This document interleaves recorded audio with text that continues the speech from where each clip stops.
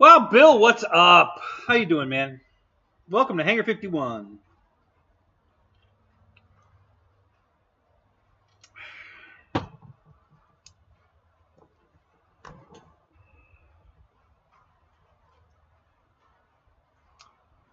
So it's raining. Not real hard. You could probably hear it, though. I'm doing pretty good, Bill. I'm doing all right. I don't know. No, I didn't fly today. It's been raining all day. I did get the new trailer. I parked it right next to the original trailer, so now I'm gonna start transferring everything over to it. But yeah, it's been raining all day today, so I didn't get anything done today. Got some sleep in, so I'll probably be up all night tonight. So probably get some more video work done. So what's up, Victor? How you doing, man?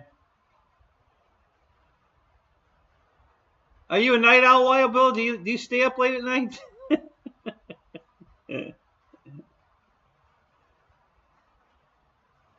Car shopping. Oh yeah? What are you looking at? What are you gonna get, Victor? I know it's for the air boss. What's she want?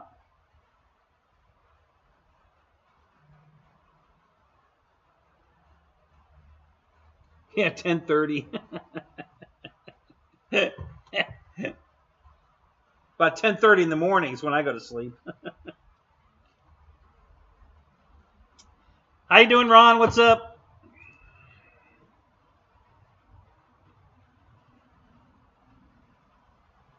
Oh, you got her a black Honda Civic? Oh, wow. Why black? Oh, my God.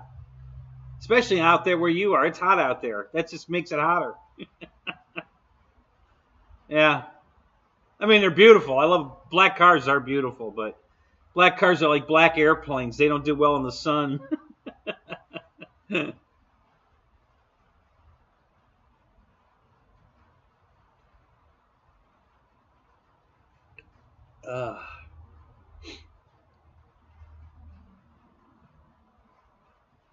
One of her favorite colors, yeah. Yeah, I have two black cars, but man, they're hot in the summer. Boy, they're hot in the summer.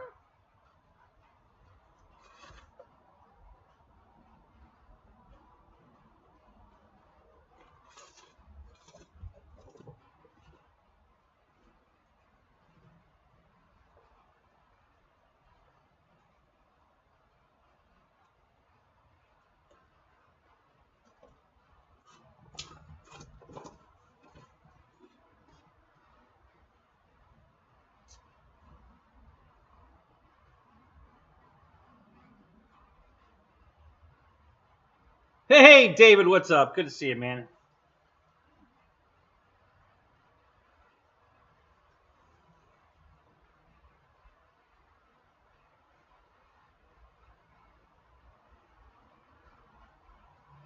She likes the hot weather. Okay, well that's good.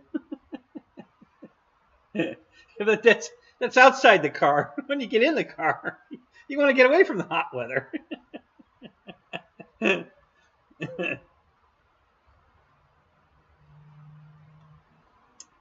Rando Vision, what's up? Yeah, Kenny and the Jets. I think that's the first time anybody's ever made that joke on here. That's funny.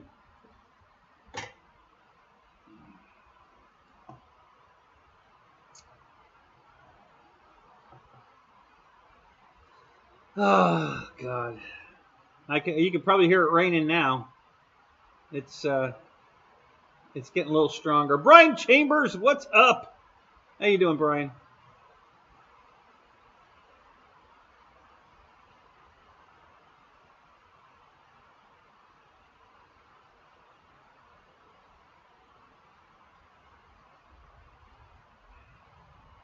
Wow, I got 10 in here. Only 2 likes. Heck, come on, guys. You can do better. So we've got some lurkers. Litz, what's up? Good to see you, man.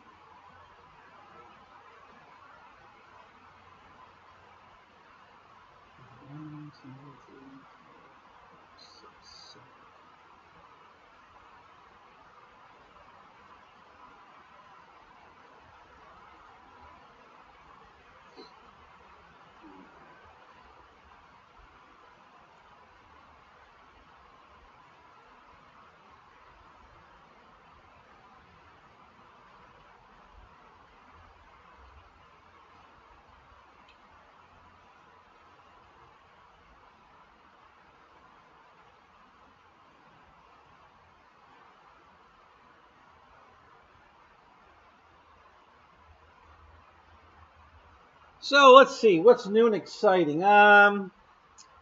Okay, so I steamed out this. It came out pretty good.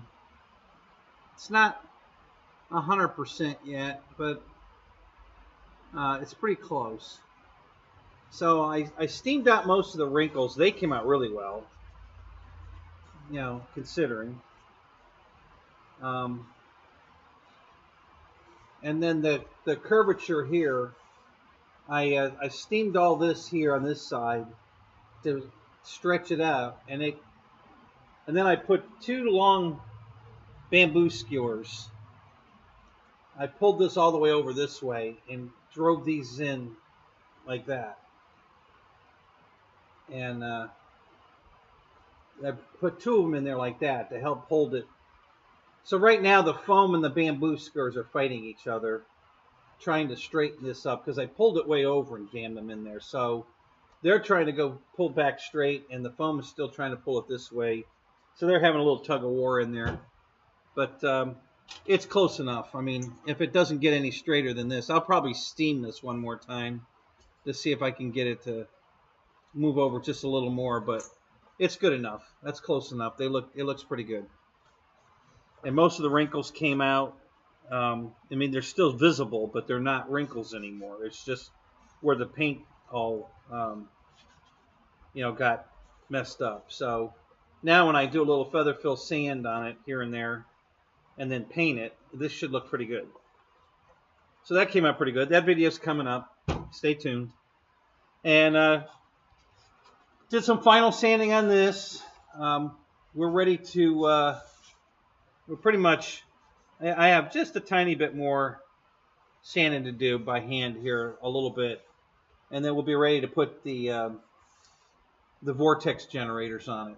I got to glue all the little toothpicks on it to make the vortex generators, and then we're going to just shoot a quick coat of gray primer over the wood, because the vortex generators are going to be made out of wood. So I'm going to just shoot a quick coat of primer over that, and then shoot the black. And this will be pretty much done.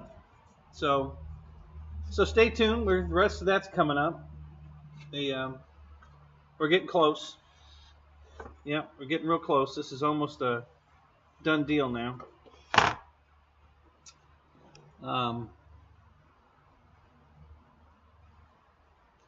Thank you, Litz. Appreciate it. Listen, all you 51 as of right now. It's been up one day. I got 51 views. Thank you guys. I appreciate those and the comments. Keep them coming. I enjoy the comments.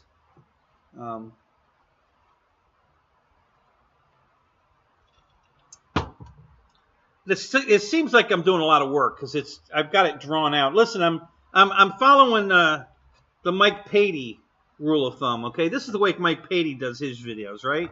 He does small 15-minute views of building Draco. Or right now he's running, you know, he did Turbulence, 8 years ago or something, and he's just now putting the video up of all the work he did to put the bigger engine in it and the crazy landing gear that he just put up on the nose gear and but he did if you look at the videos, it's so funny because he has hair.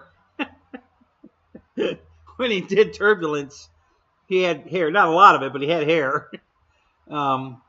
So it's just kind of funny to watch him, 8-10 years ago when he built Turbulence, but now he's putting the video together. And I don't know why, because I know he's got Draco X, I believe, is done, and we haven't even had one hint of anything about it, but I'm pretty sure Draco X is done. And I think there's another project in the middle of that too that he's already done. So he's got all kinds of stuff that he hasn't started talking about yet. So I can't wait to see how that goes. But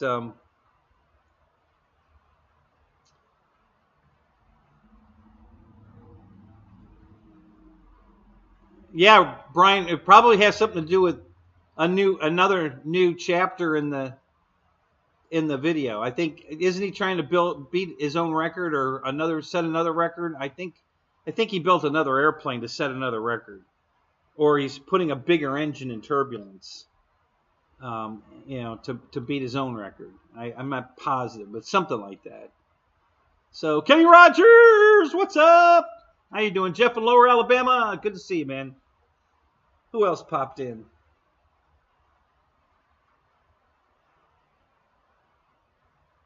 I think I've got everybody. If I didn't call your name, raise your hand.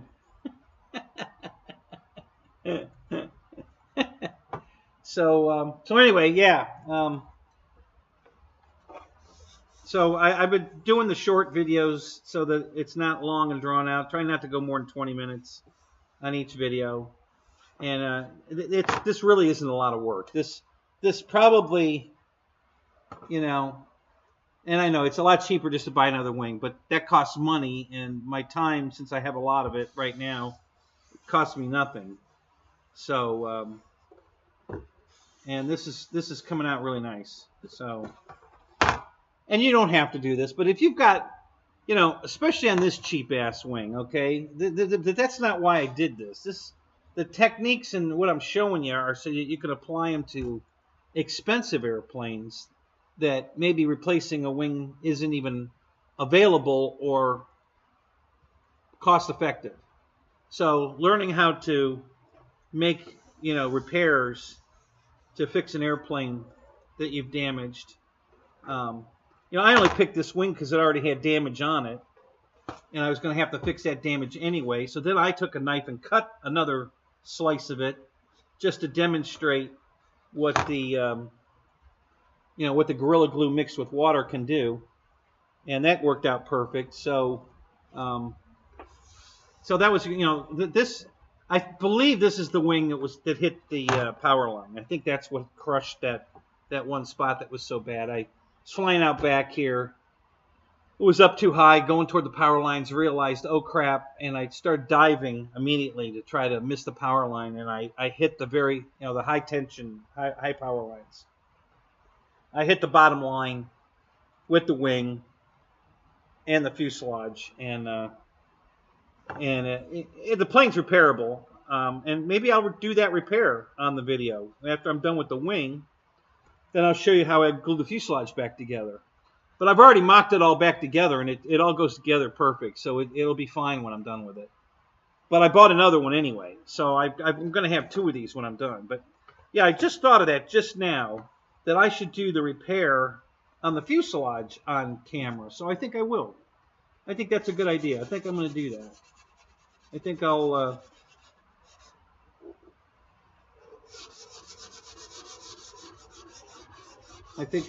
do that repair on the fuselage, glue it back together on camera. Why not? What the hell?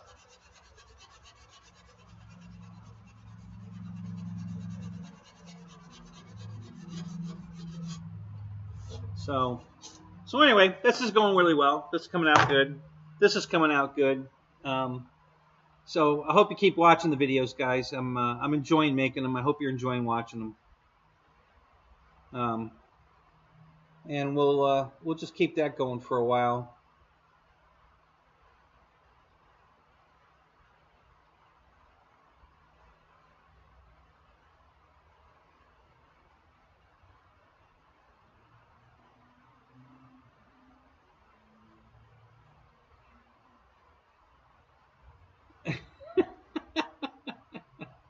I figured out a cheap way to fix the Turbo Timber Evo motor mount that breaks when you look at it hard.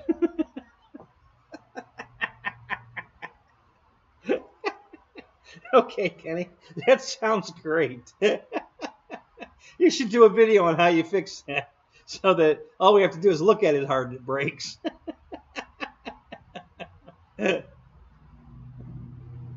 Oh, you hit a power line too, Victor? Yeah.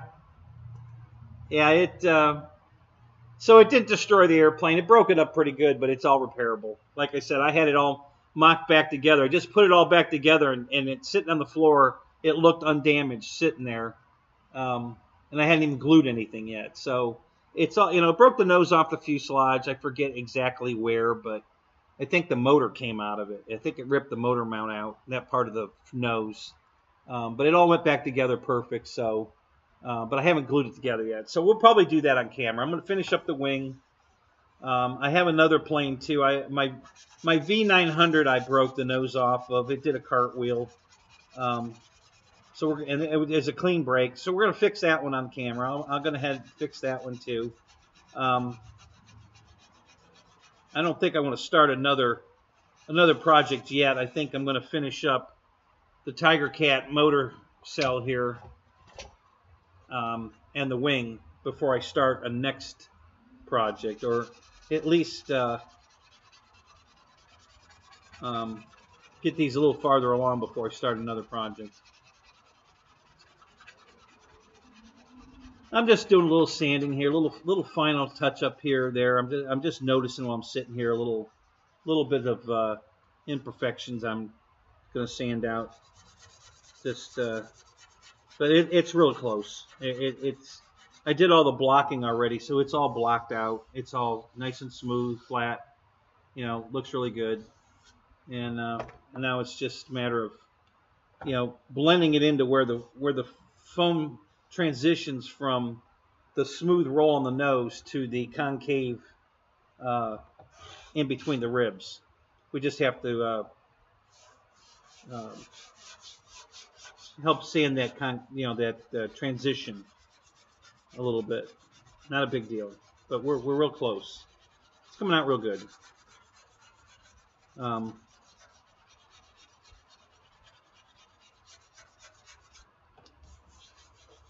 And when I'm done, I'm going to do a comparison. I'm going to show you a picture of the wing before I started fixing it, and then the final product. And you can see you're going to get a before and after look at the very end here when I've finished.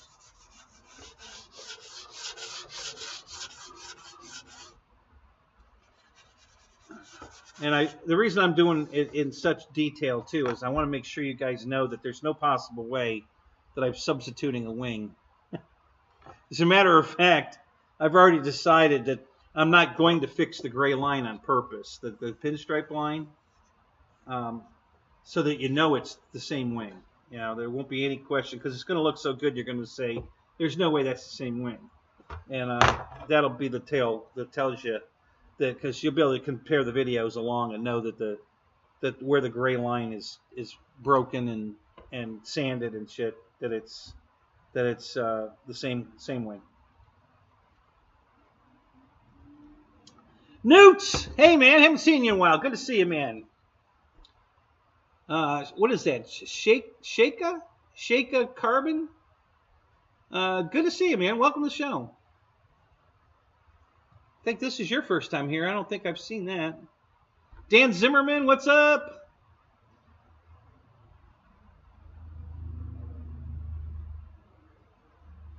Oh, you're using your friend's account. Okay, that's Lyndon Stewart. I know you've been here. How you doing, Lyndon? Good to see you, man. Michael, what's up? Good to see you, man. JCB, good to see you. Welcome to the show, guys. Welcome, everybody. Hey, we got 21 in here, 13 likes. Not bad. Thank you, guys. Appreciate it. Thanks for coming.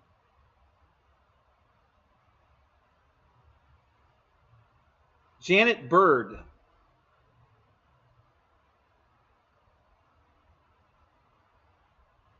Is that? Oh, that's got to be the Ken Bird. It's got to be Ken. That's got to be Michael Bird. All caps. Ken Bird doesn't type in all caps, so it's got to be Michael Bird. That's my guess.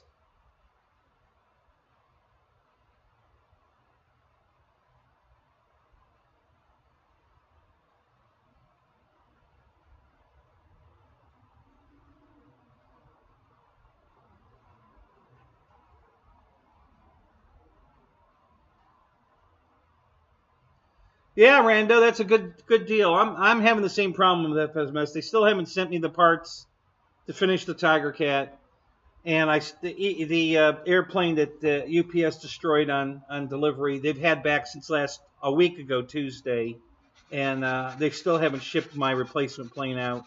I don't know what the problem is. They have it in stock. I'm really getting aggravated that they won't ship me my airplane. There's no excuse for this. I'm at fault, and it's not my fault at all. It's not, you know, UPS messed this up. You know, fight with UPS over the money. Don't hold my plane ransom while you're fighting with UPS. That's not my problem. But that's what they're doing, and I'm not happy at all with FMS right now. I'm about ready to just file a PayPal claim and get my money back and tell them to screw themselves. You know, they've lost that sale.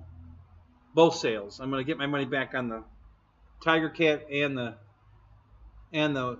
Avanti, because I'm really tired of waiting. Been waiting over a month now for the parts for the Tiger Cat, and we're going on 3 weeks now on the Avanti. So yeah, I'm a little aggravated with FMS right now.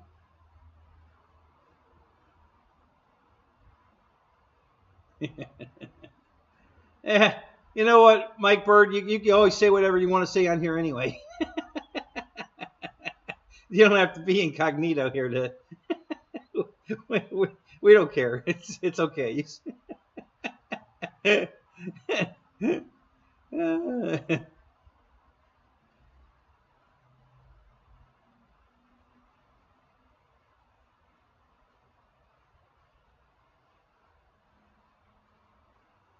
So, Roy, what's up? Good to see you, man.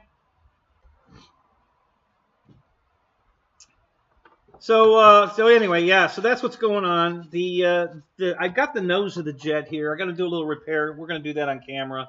It's not much, nothing to really get excited about, but I'm going to do it anyway. So apparently, somebody dropped this on the floor before they packed it, and it landed right here on this little corner right here. Okay, because when I put the fuselage up against it, this little tiny turn up here shows a gap. When the fuselages bolt together, there's a tiny gap here. Not a big deal.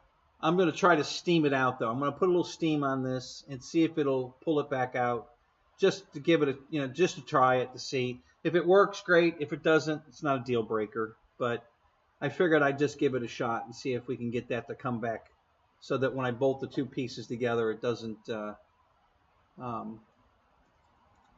it doesn't I don't have that little gap right there. This side fixes up real nice. It's just right there, that tiny little corner right there. It bends away at when they go together. It's kind of got this little tiny little bend to it, and it's got a gap there. So we're going to try to fix that. Not a big deal. I'm just going to give it a shot. I'm going to lightly steam it, see if it comes back. If it does, great. If it doesn't, I'm not going to worry about it.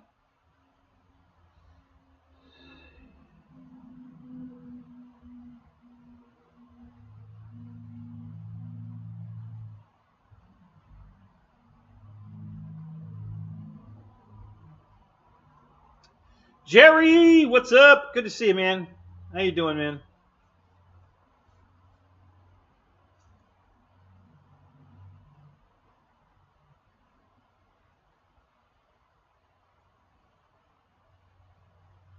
Yeah, that's true. Well, that'll be the backup plan. 6. We'll put a little Gorilla Glue on it. That will fix it. But then I'll have to paint it. If I can steam it back out, I don't have to paint it. So we're gonna give that a shot. But yeah, that's plan B. We'll just slap some Gorilla Glue on it, and that'll definitely fix it. So oh, you flew all day, Jerry? That's fantastic. It's been raining here all day. It's raining right now. So no flying today for me. I've been watching YouTube or so I have a radio, or not a radio, but a TV station here called Heroes and Icons. I don't know if you guys have that, HI, Heroes and Icons, and they play a lot of my old shows I enjoy, like Nash Bridges and Jag and Baywatch. Baywatch, I'm not a big fan of Baywatch. I'll watch it if there's nothing else on, but I'm not a diehard Baywatcher. But a lot of these old shows, Hawaii Five-0, and then of course at night, all the Star Trek, starting from 8 to 1 in the morning at Star Trek. It starts off with the original, then it goes Next Generation, then Deep Space Nine, then Voyager, and then the final episode is Enterprise, which is the last of the series. So you get to watch an episode of all of those every night of the week except Saturday. Sunday, Monday, Tuesday, Wednesday, Thursday, Friday. So you got 5 hours of Star Trek, and I really enjoy that. Well, they took my Jag. I love, because on that one they do a 5-hour marathon each day. Like on Mondays, it's 5 hours of Nash Bridges. And then on Tuesday, it's 5 hours of Hawaii Five-0. And then it used to be on Wednesday, they did 5 hours of Jag. Well, they took Jag off and replaced it with MacGyver, or I don't know, something I forget now. A show I really never watched. No, it wasn't MacGyver. It's another show that I never really watched. So they took my Jag off. I got mad. So I had to do a search on Pluto TV, which is free, guys, by the way. It's free to your phone. It's free to your computer. If you've got a smart television, you can get Pluto TV on any device. It's free to watch. There's no sign up. It's all, and they have everything, on-demand movies. It's really awesome. So I found Jag on there, on demand. I can do it on demand, so I can watch Jag I can binge watch Jag for days if I want. So I'm really happy to find that Jag is, I can still get my weekly Jag fix, because I was really bummed when when they took that off the air. I was like, because that's of those, the only thing I haven't found yet, and I haven't looked. So another show on Saturday, starting at 6, they do 2 episodes of Baba Black Sheep. 12 o'clock high. Yep, that's that. The funny thing is, on mine, 12 o'clock high, they only play it at one time at 1 o'clock in the morning. Not that I'm not up, but a lot of times I'm still out here with you guys at 1 o'clock in the morning. But on Saturdays at 1 a.m., it would be 1 a.m. Sunday morning. They run an episode of 12 o'clock high. So I always want to watch that. If I remember to turn it on, I always forget to turn on Baba Black Sheep. But those are 2 shows, for instance, I have not looked on Pluto TV to see if they're available. 12 o'clock high and Baba Black Sheep. So I'm going to do that search here probably tonight when I go in after. Well, I could do it right here, but if we get too bored, maybe I will. We'll see. Yeah, so anyway, I've been binge watching Jag, because I really enjoy that show.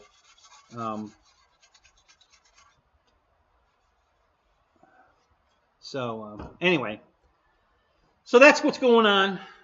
So I did another video on this. I did more videos on the wing. Got 3 more in the can for the wing coming up. Another one on the engine nacelle. And I haven't gotten any farther on the jet, guys, because I did drill those 2 giant holes in it here and here so that I could pass the wires through it. Because there's a lot of wires that go through it. It's really not set up right at all. And both, when RC Geek, Chris Wolf and Rich from RC Informer, when they both did theirs, they touched on that they had to move stuff around, but they really didn't explain in detail how much work that was.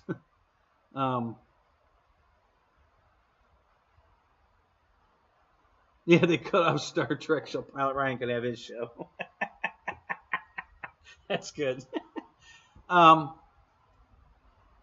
So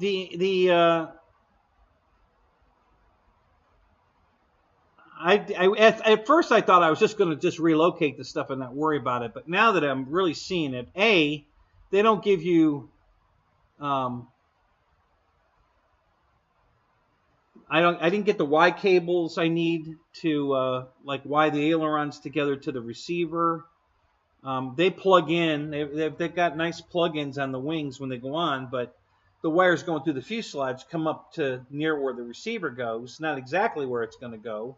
They're not quite long enough, and there's no Y connector. So I need a Y connector to hook them up. The flaps, same thing. The wires come up, but not exactly where they need to be. And then the 160 amp ESC is very heavy, and that could throw my CG off.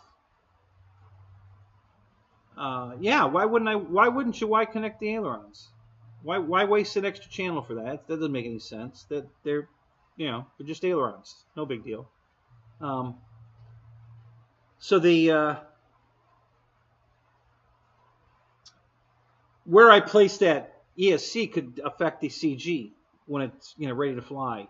So I have to actually bolt. I'm gonna have to put the whole plane together. So no flaperons. It's got flaps. This plane's got flaps and ailerons, so you don't need flaperons. So I'm gonna have to put the whole thing together, and I don't have anything. The only place I have big enough in the house to set it on is the kitchen table. And right now there's other stuff on the kitchen table. So I'm cleaning up the kitchen table so that I can put the plane on the table and then check the CG, put it together, check the CG, move things around. And then once I get everything situated, I'll be able to finalize where they're going to be and then get some Y connectors and extensions to, finish it up. So,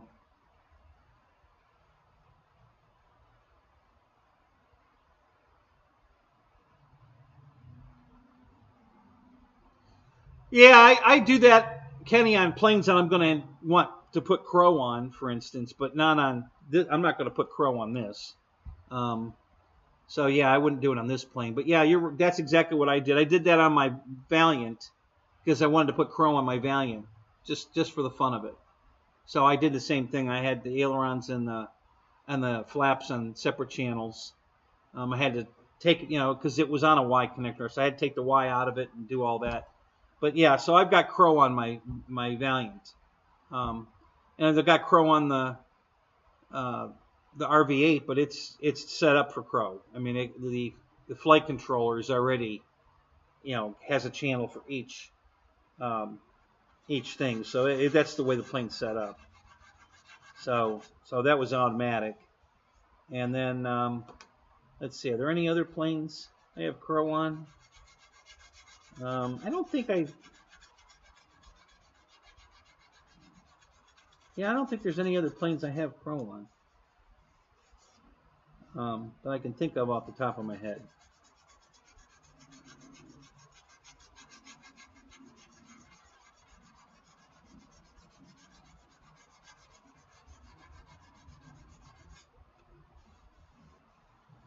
It would be a good contender for that is the EC 1500. Because it's got all that, it's got separate flaps and ailerons, and they have it set up for a mechanical mix to be, longer flaps or longer ailerons. You can go either way. And if you did what you're saying with the separate channels, then you could have it a mix in the radio and switch it back and forth from flaperons to or not necessarily flaperons, but full-length ailerons or full-length flaps, which you could switch it in the radio and not have to do that mechanical switch. So, yeah, that would be cool too. I hadn't thought about that.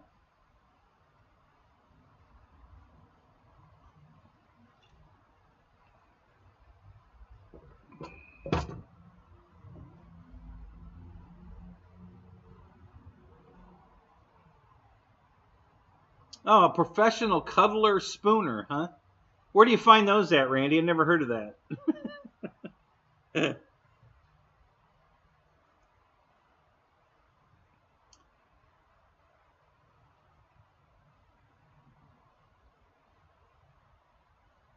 Yeah, Brian Phillips would do flaperons on a jet. Brian Phillips does a lot of great stuff. Oh my God. What else have I missed here? Let me go back a little bit.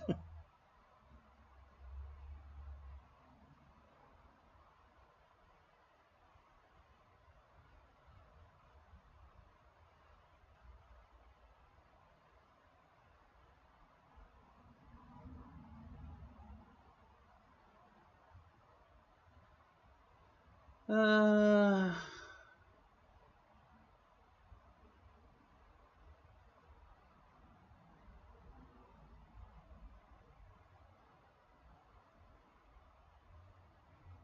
no, I have not talked to Dave's RC lately. Him and Air Marshal are both ghosting me right now. I don't know if they're mad at me or what, but yeah, I haven't been able to talk to either one of them. I keep sending them messages, but they're not talking to me. I hope I haven't offended them. I don't know what's going on, but if I did, I'm sorry. You know, didn't mean to. Um,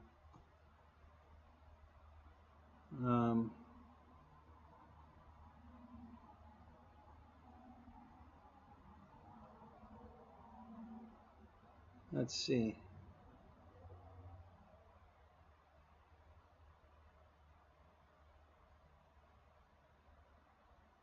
Yeah, the Hobby Eagle 3. Yeah, that's a pretty good flight controller. I have one. It came in my my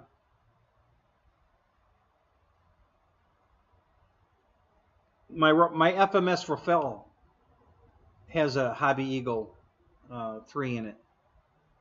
I don't know if the guy put it in there or if it came from FMS that way. And so I did. That's the other one. Come to think of it, I put Crow on that plane. That's right. I just thought of that. Yeah, I put Crow on the. Because they were talking about flaps and stuff on that plane, but it's really hard to do that because it's a Delta.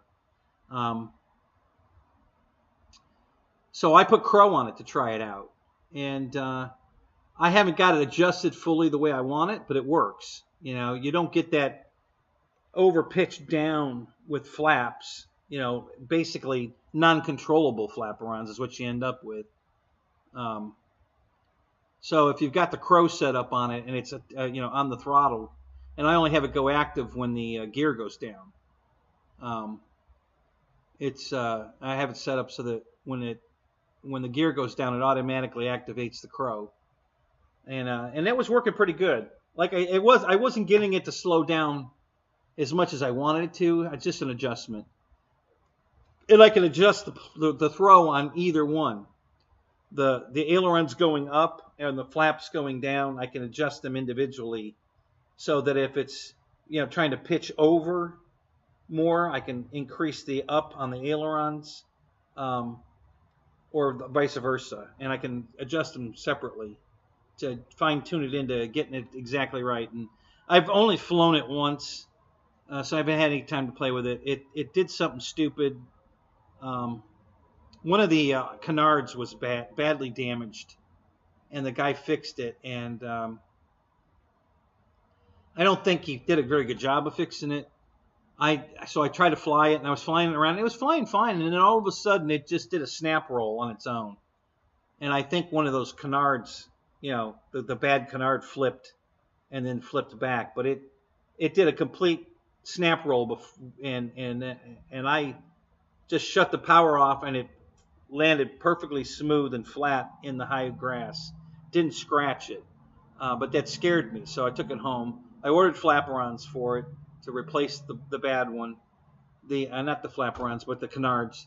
I got them. I just haven't put them on the plane yet. So the plane's sitting over there in the rack, and the brand new canards are sitting on the wing in the rack, and I just haven't gotten back to playing with that. But I've been wanting to lately, so that's coming up. I'm going to fix that very soon here. I want to go fly that again. But yeah, there's another one that I have the Crow on.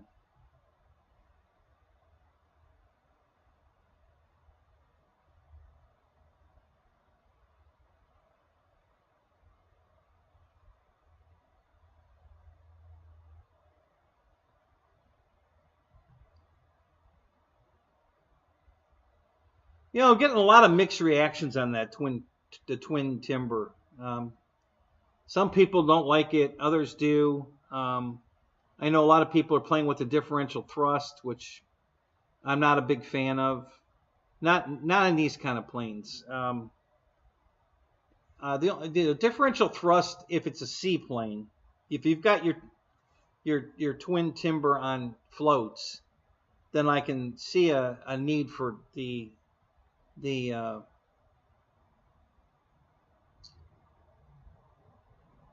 I just lost my train of thought there. The thrust vectoring, but that's not what they call it though. But other than that, there's really no need for it. It's just going to make the plane behave oddly, and I think too many people are playing with that and causing themselves their own problems. The plane will definitely react weirdly if you're not really used to that kind of setup. But yeah, a lot of people like the plane and a lot of people don't.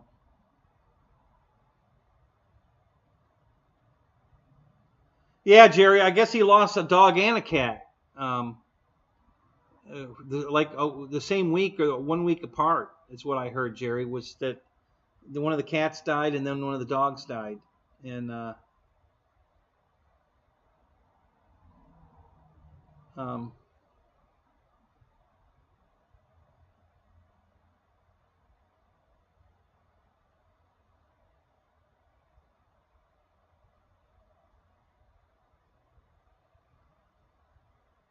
yeah, I haven't played much with that gyro yet, Kenny, but I have one to fart with, so I may. I always thought about buying one of those to put in a plane just to try it out. I might end up doing that.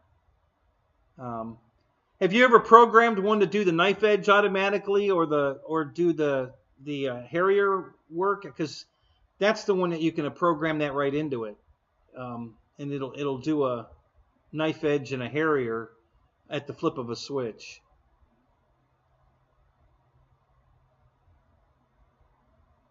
You're almost out of butt plugs. Yeah, I wish Dave would come back too. I wish both Daves would come back. Miss them both.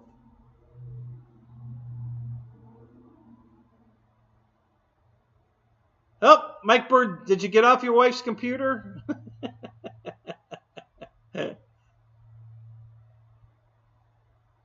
Or maybe that was Ken Bird. Ken Bird usually doesn't type in caps though, so I assumed it was you, Mike, but maybe it wasn't. Maybe it was Ken Bird. Ronnie, what's up? How you doing, Ronnie? So what else is going on?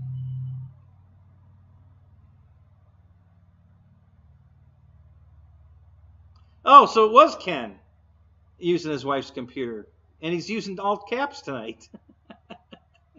Okay. That's funny.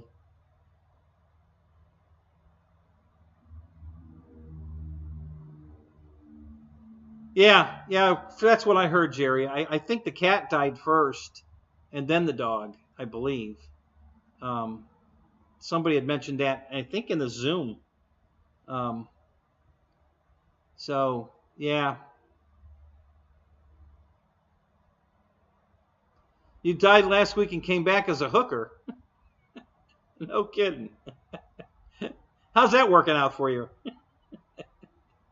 Is you doing well? Lots of business?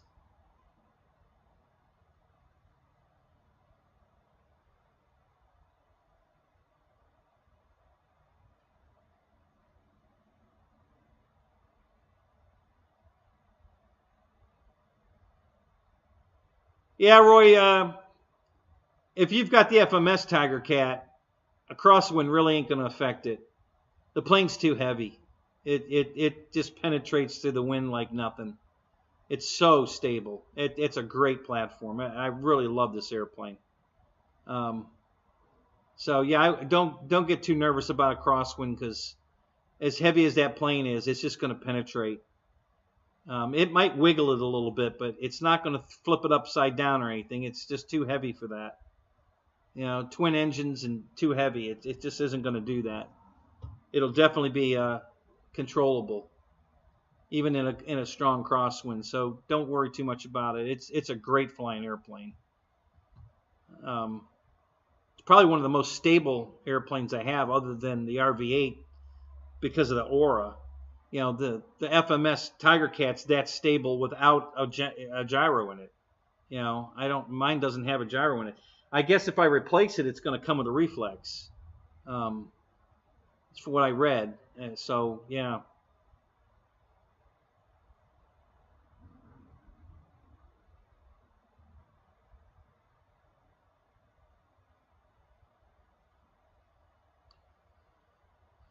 Do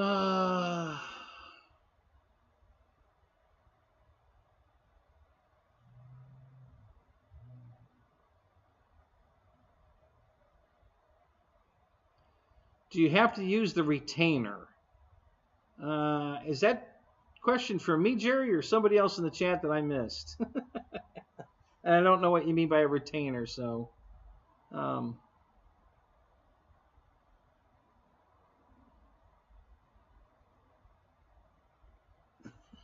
Yeah, exactly. How much did you change roughing the slut?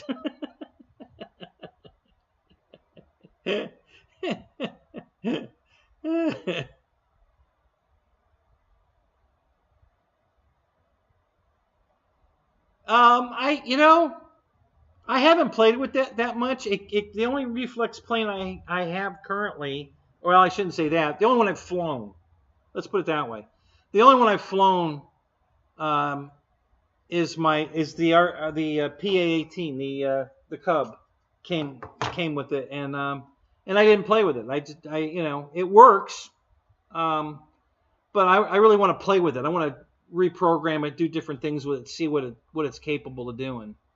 So, it's a stabilizer, so it definitely helps you with, getting tossed by the wind. It straightens it out. But they have it on this particular setup. They have the ailerons and the rudder coupled, and you can switch it on and off. So you can leave them coupled or turn them off, and you can turn the stabilization off too if you don't want the stabilization. So I think it has 3 settings if I remember right. Off, on, not coupled, and on coupled, I believe were the settings. I don't know. It's been a while.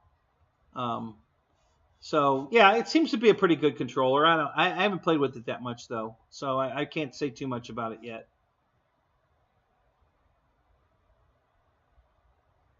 5,000, Craig Beaven. Yep. Listen, the heavier the battery, it's just like my P38 that's supposed to have 2 batteries in it. And I've made my own Y connector to make it a single battery.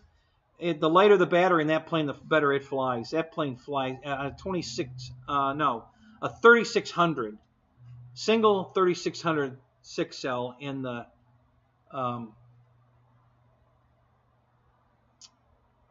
P38 was the best it flew because it lightened it up so much. Instead of having 2 3600s or 4000s in it, I only have one 36, and I still got 9 minutes. Well, no, on the 3600, I stopped at 6 minutes, but I still had plenty of battery. So it'll go 7, maybe 8 minutes on the 3600, the P38 will. The Tiger Cat, I go 9 to 12 minutes on a 5000. I haven't tried it on a 4000 yet because I don't think I have. I have a 3600 6S, and I haven't flown it with that. I should try it. So when I get this one fixed, I'll do that because it'll probably fly better, and I'll probably still get 8 minutes on a 3600. But yeah, the only battery I've ever flown it with is a 5000, and it flies so well with that. I just never felt like changing it. But now that I've done the single cell in the P38, I think I want to try the Tiger Cat with a lighter battery and see how it does. The Tiger Cat's probably the heaviest plane I have out of the box. I think it weighs 12 pounds before you put a battery in it. It's really heavy. It doesn't fly heavy. It's amazing how good it flies. It's crazy how good it flies. But you know, the 1700 Mustang was heavy. That's 10 pounds before you put a battery in it, and this is way heavier than that. So yeah, it's a heavy airplane. So yeah, I'll get back to you when I get this fixed and back together. I'll try it with I've got a 3600 6S. I don't have any 4000 6Ss. I've got 4500s, but they're the same, the physical size of the 5000. They're the same size battery, and they feel like they weigh the same. So I'm not really sure there's a difference there. So we'll have to try that. Jeff Custom, F you, buddy.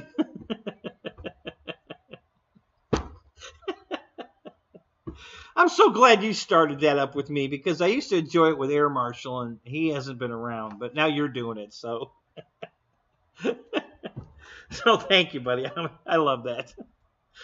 We used to have a lot of fun with that, me and Dave. Anytime I was on his show and I typed that message to him, and I knew as soon as he read it because he started laughing, which made me laugh because I knew he just read it. So I missed that. So thank you, Jeff, for picking up the ball on that one and running with it because it's funny. Oh yeah, I get good 9 to 12 minutes on a. If that the new 52, well, it's a 5200 HRB, I think it's an HRB. Graphite, the red pack graphite. 11 minutes easy on that one. That is a fantastic battery. So far, I really like that battery. I bought 2 of them. One got damaged when this crashed. That's the battery that was in it when this crashed, the Tiger Cat. And I was getting unbelievable flight times with that. So it's a great. That's a great battery. But I was getting that kind of time on a 5000. Yeah. It's hard to get anything bigger than that in the plane, to be honest with you. The battery bay in this plane is pretty small. It's pretty tight. So, some of the battery brands you're not going to get in that plane. They're just too big. But that 5200 is a small 5200, and it fits in there real nice. And yeah, I get great flight times on that. So far I'm really happy with those batteries.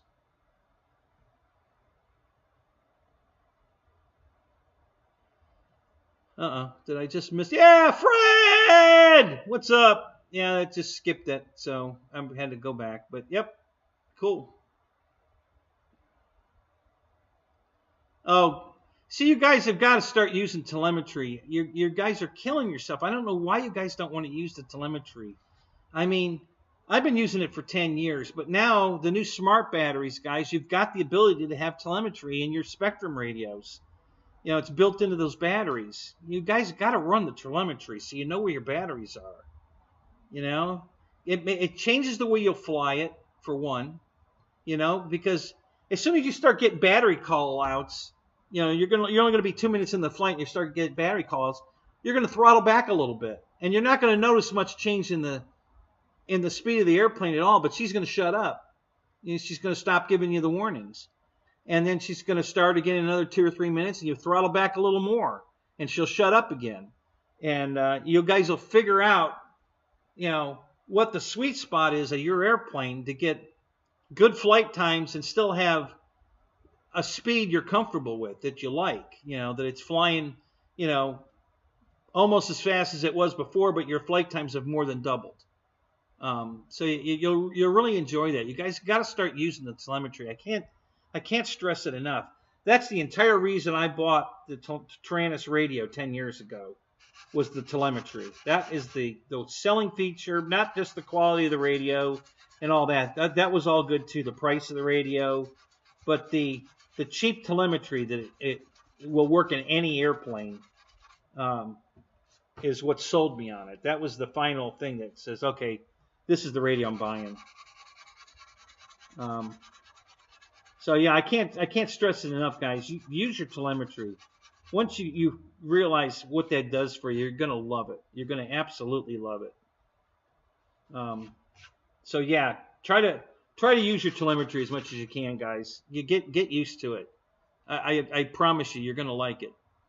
You know, it really is. You know, you just got to give it a chance and play with it. You know, understand it. Learn what when she's telling you. If you're at wide open throttle going straight up, you're going to get, you know, battery warning on takeoff. Okay, does that mean your battery's giving up? No, it's just that you're pulling so many amps. It's pulling the battery voltage down so far, and she's telling you, hey, you know, I'm already at this. I'm already at your landing voltage. You know, back off. Slow down. You know, and then once you figure it out, you guys are going to really love it. I promise you're going to really love it. Yeah, so far, Jeff, I got to agree with you. I really love these HRB reds. I'm just getting ready to order some more of them. I'm so impressed with this battery so far that I'm going to order some more of them. They haven't even hinted at puffing. I'm getting incredible flight times. They've got a smaller, lighter stature than the other battery packs. Yeah, so far I'm really, really happy. And I haven't been an HRB fan at all. Every one of my blue HRBs puffed. Every one of them. I don't know how you guys fly those batteries and not puff them, but all of mine have puffed. But I haven't puffed the red one yet. And I've got quite a few flights on it now. So, yeah, I'm really happy with those. I'm going to order some more of them.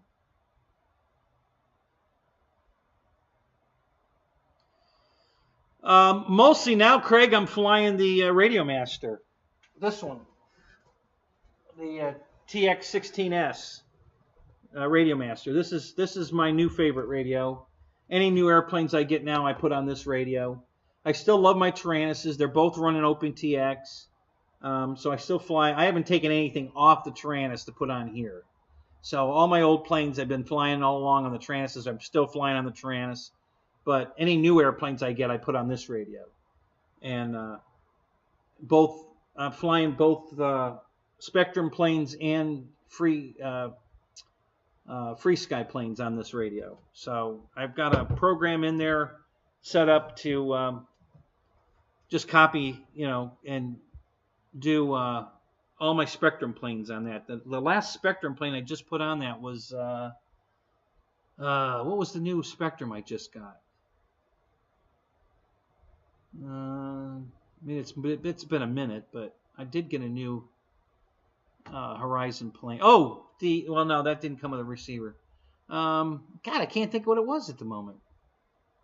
GB Linden, what's up? Good to see you, man.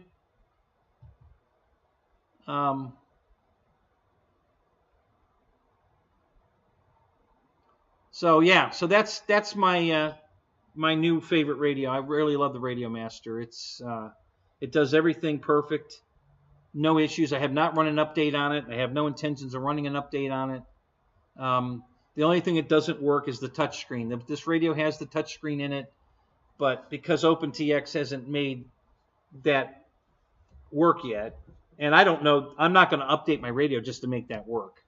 Honestly, if I do update this radio, I'll probably put the Edge software in it. I don't want to do that yet. I want to buy another one of these radios and put the Edge in it. I don't want to disturb this because this works perfect the way it is. I don't want to wreck that. So I may buy a second Radio Master. And John Graham, what's up? Good to see you, man. So I'm going to get a second Radio Master and put the Edge software in it. So I have the forward programming to do Spectrum planes with the forward programming, and because it'll let you do that. And you know, Kenny Rogers has been doing it. So if you guys have any questions about, you know, doing your Spectrum planes with the forward programming on a Radio Master, Kenny F. and Rogers can help you because he's doing it. So and I forget which one of you guys suggested I do that. Maybe it was Jerry. I don't know, but you guys are right. I should get another radio and get the Edge software. So I'm going to do it. Been looking for a used one. Trying to find a used Radio Master that I can get cheap. Just, you know, so I can experiment with. So we'll see. That's going to come up, though. We're definitely working toward that. I'm going to I'm definitely going to do that. So,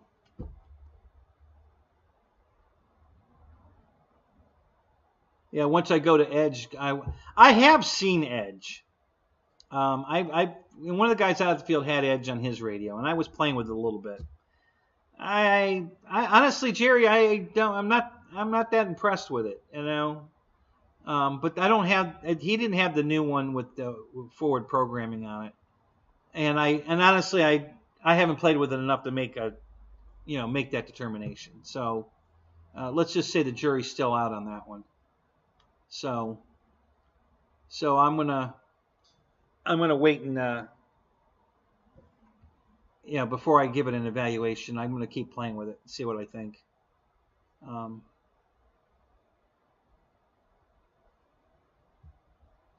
So anyway, but yeah, I'm gonna do that. Definitely love this radio. Listen, I've already had the radio apart a couple times. I've had to replace a couple switches because I dropped the radio and broke the switches. And the quality inside this radio is incredible. Okay, all these switches are on circuit boards. Okay, it's not just a switch that you have to solder leads onto or any of that. They're mounted on circuit boards, and the circuit board has a plug on it. It has a wire with a plug on it. So you literally unbolt the switch, put the new switch in, you unplug the old switch, plug the new switch in, and you're done. There's no soldering, no tricky nothing. It's all literally plug and play. You know, when you have to replace. So I think I replaced these two switches and these two switches because they're on a board together, so they replace at the same time. And I've dropped the radio more than once, so that's why. And then I also bought the panel that I bought extra, and I need to buy some more extras again because I like to have them on hand. I don't want my radio down if I've got this, and they're cheap. You know, the pair of switches was like, I think $3. Mounted on a board with a plug on it, it was like $3. It was super cheap. So I had them all in stock. So I still have the dual knob board in stock. I have that. And I think I have the spring-loaded. I think I have that one still in stock. But I used the other two. So I got to replenish my stock on that.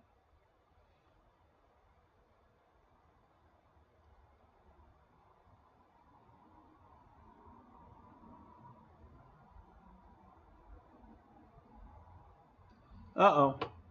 I missed a comment. What happened to Roy's comment, Bronco? What happened?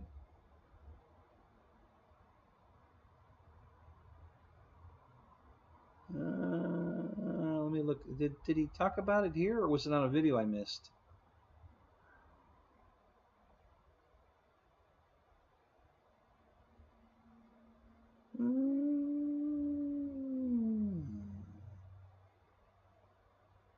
I don't see anything.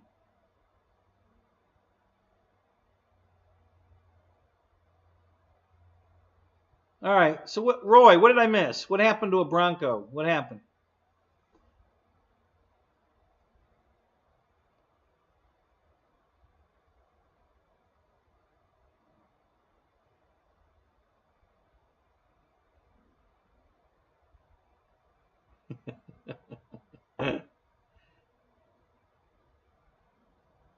So GB, you're enjoying daddyhood?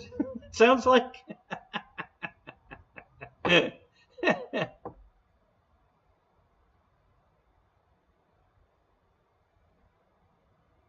Oh, no kidding. Oh, that's too bad. Yeah, I hate hearing those stories. I don't like crashes. I am definitely not a guy that goes on YouTube and searches crash videos. I don't like watching crashes.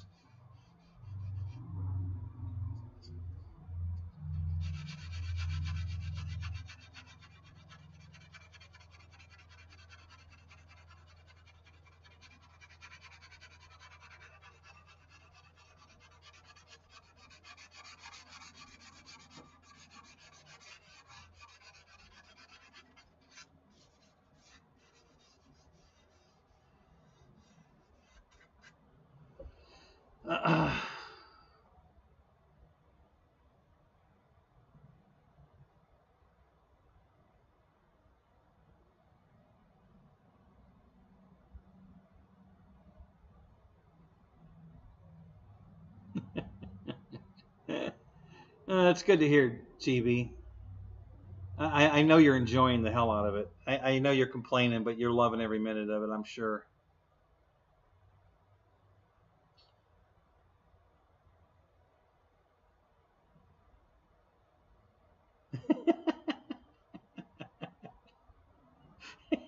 Okay, 6. Oh my God.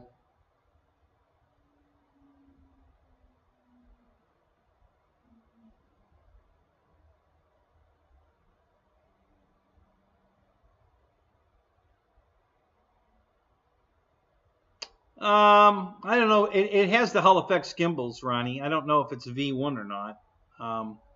But it has the Hull Effects gimbals and the touchscreen. So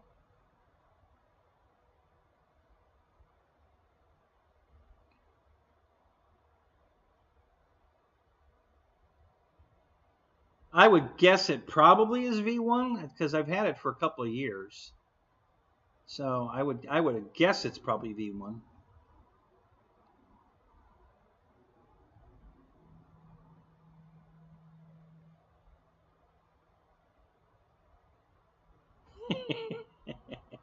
You mean you're talking about the battery tray he wears to fly his planes? Is that what you're talking about?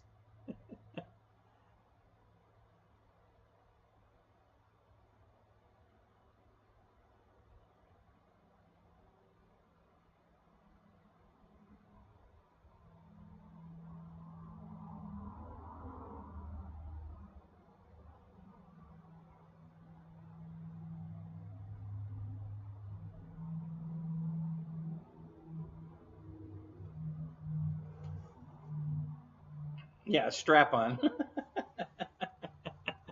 You know what's funny about that one, Jeff? It's not just that you said that, but it came from you. You're the last person on here that I thought would say that.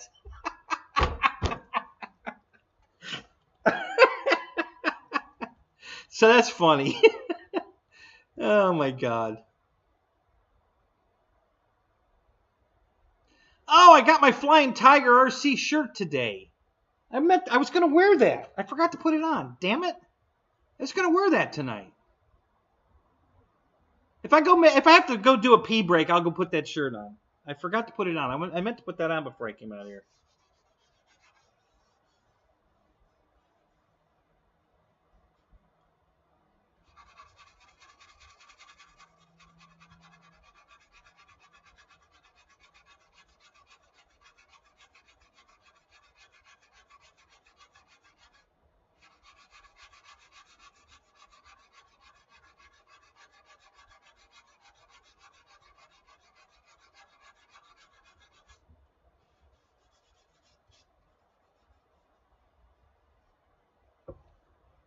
John, is it your wife that works at the Air Museum in Virginia Beach? Is that what you told me? Your wife works there?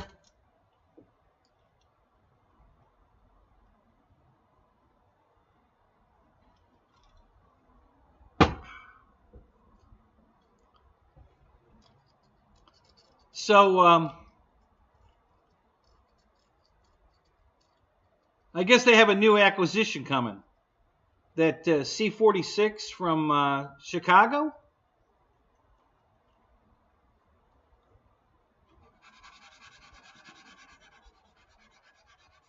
Is that right? Did I saw that in another video, and I thought that's what I heard.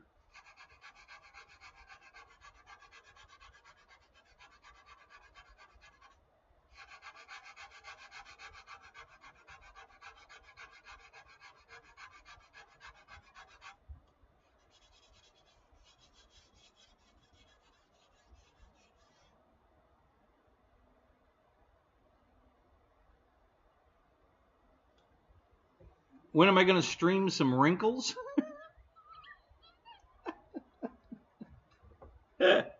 Okay, well, I just did the video on taking the wrinkles out. So that's going to come up the next couple days. You'll see that. So I did get most of the wrinkles out. Now I can show you on camera. I can bring this close to the camera and show you, but they still look like they're there. But it's just the paint, where the paint wrinkled, came apart. When the foam re-expanded, it pulled the foam apart and the paint apart. So now you can see white where the wrinkle used to be, but the wrinkle's pretty much gone. So I got a lot of the wrinkles out of this. It's going to come out pretty nice. My biggest problem with this, I'm going to be honest with you guys, is all the rivets. I'm either going to end up sanding rivets off in certain areas, or I'm going to have to leave the wrinkle-ish area there, and then so I don't sand the rivet off, and I'll just paint over it. So run it. What, run the video? Is that what you want me to do? Now I got to keep you guys in suspense. That's how I'm keeping you interested. Otherwise, you'd be out there watching Brian Phillips tapes. We can't have that.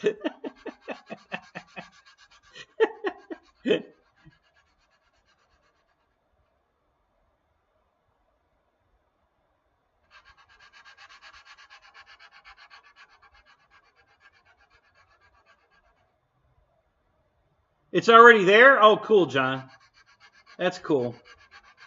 That's another one of my airplanes I love. That I am definitely going to that museum.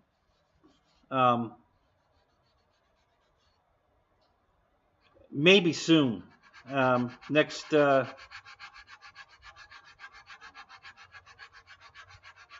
Maybe within the next month. I'm going to probably take a ride up there. I'm probably going to go up there and spend a week. So if you've got the time, John, maybe we can go flying, and you can take me out to where you work, show me around. We can go to the museum. Maybe we'll work something out. I definitely want to come up there. So I'll get in touch. We'll work something out.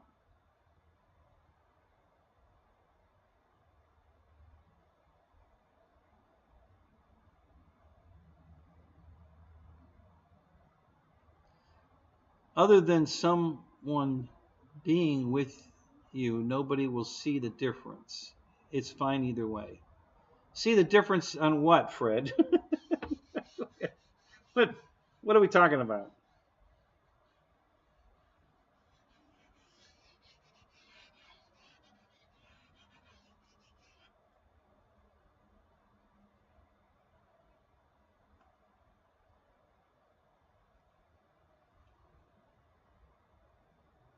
You just got home from a pizza run. You crashed the Bronco today. I got too slow and my downwind leg, and it stalled. Yeah. Dropped the left wing, and I couldn't recover it before it hit the ground. Yeah, that happens. It's usually the downwind that catches you, because if you're not going fast enough and you've got a pretty strong downwind, if the plane can't recover speed fast enough to stay ahead of the downwind, that's what happens. My F7F. Oh, I know what you mean. Okay. Well, yeah, I'll show it to you. I'll get up here in a second and bring it to the camera. I could just turn this camera on, but this camera sucks. Well, I could try it. Let's try it. What the hell?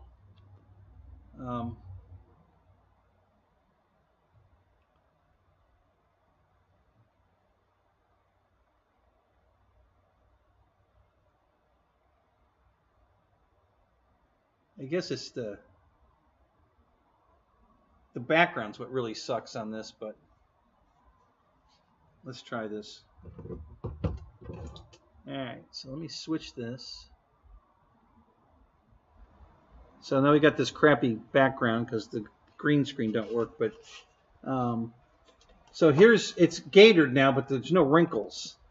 Right here where I steamed out, that was all wrinkly right there. Okay, and all the wrinkles are gone, but it's gatored now. But that was so that I could, that was about taking that swoop out of it. It had a swoopiness to it, and it's 99% gone. There's a little, still has a tiny bit left, and that's where I put the barbecue skewers in, diagonal down this side to counteract the swoop on this side. So I pulled it way over and then shoved the barbecue skewers in there, and now they're in tension against each other. The foam is trying to pull it this way, the barbecue skewers are trying to pull it that way, and that's. But some of the others, like the wrinkles, there were wrinkles all through here that are gone now. And there's some wrinkles, again, the wrinkles are gone. It looks wrinkled, but it's smooth, okay? All this is smooth, but it looks like the wrinkles are still there. What that is the foam pulled apart when I steamed it, and now you're seeing the white foam in between the paint cracks. But that's all smooth now. The wrinkles are gone. This is still wrinkly down in here because I really couldn't get the steamer down in there. So those wrinkles are there and they're going to stay there. I can't get those out. I could sand them out, but I don't think I'm going to work that hard. I'm just trying to make the plane look presentable to fly it again. You know, I'm not trying to make it perfect. But all these wrinkles came out here, up front here. These aren't wrinkles. Well, this was a wrinkle that came out, but it really pulled the paint off. Same thing here. So these wrinkles are gone. There's some real little wrinkles that are still kind of there.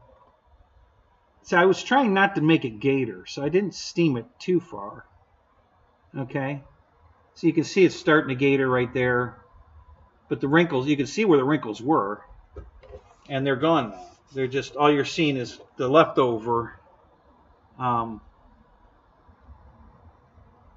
where the wrinkles were, and then it started to gator.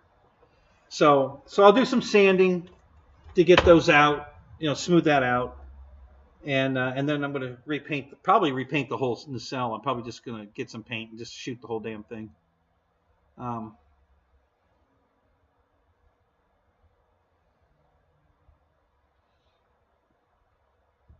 Okay, what did I miss here? I see a couple of comments that...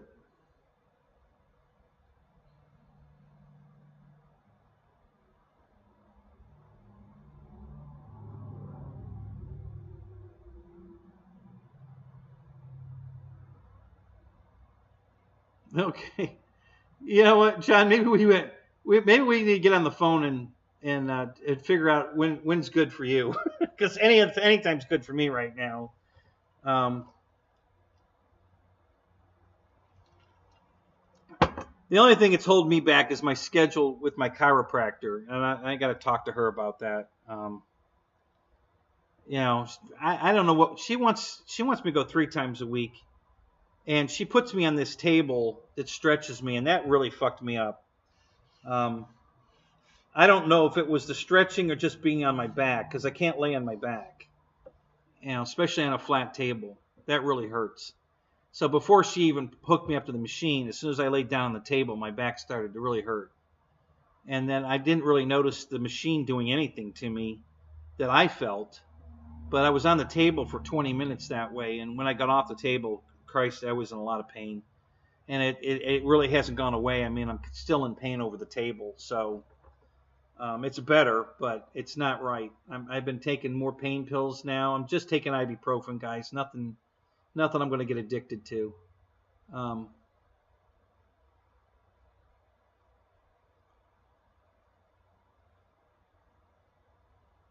Yeah, Fred, that's not a bad idea. I could just add some weathering to it to cover up the wrinkles. That's not a bad idea. That's not a bad idea at all, actually. That's not a bad idea at all. Maybe we'll do that. That's maybe the solution to, you know, camouflaging what's left over is just put a little weathering on it. So, yeah, well, that's what it'll be. For sure, it's going to be a 99-cent, not a $99. It'll be a 99-cent Earl Scheib's paint job on it. Listen, guys, I just go to Lowe's and get a sample of latex, you know, paint, and they'll match that color exactly. And I just bring it home, put it in the airbrush, and just paint. It works fantastic. And then if you want it to be really durable, you shoot a coat of clear over it. You know, and you can either use the I've used the Minwax, and that works great. And you can use the Duplicolor that I used to use. I still use that. So both of them work great.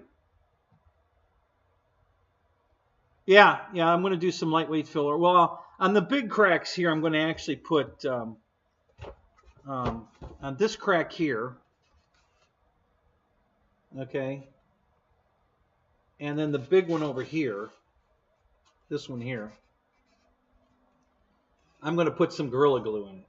I'm going to mix up some water Gorilla Glue and lay it down in there so that it'll have structural strength to it when it dries. And I can sand that off. And then I'll put the spackle in, you know, to fill the aerated holes. And then to do the rest of it's just spackle. Yeah, I'll be spackling the rest of it.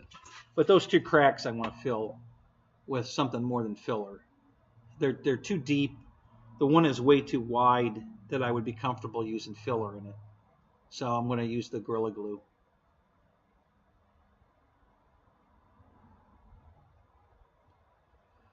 Yeah, Ronnie, it's not, this is about me teaching you how to fix foam airplanes, not so much that I'm trying to make the plane perfect again. I'm just using it as a platform to demonstrate how to repair airplanes. That's what I'm doing. I wouldn't even have fixed it at all. I'd have flown it the way it was.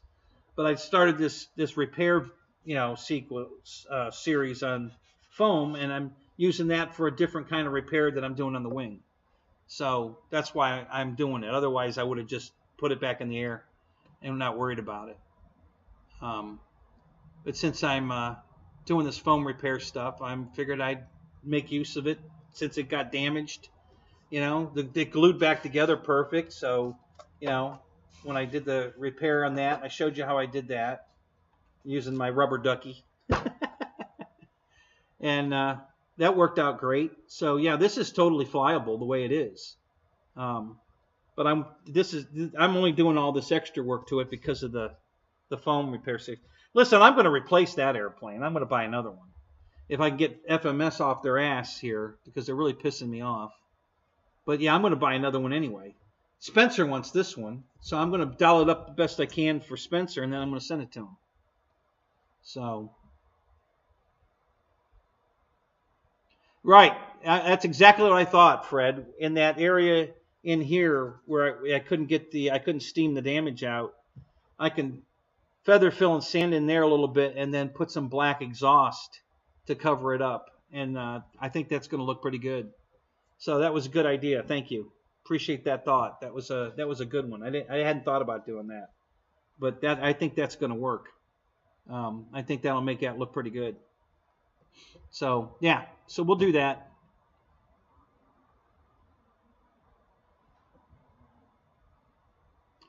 Oh, is Michael Bear here? Yeah, there he is. How you doing, Michael? How you doing tonight, man?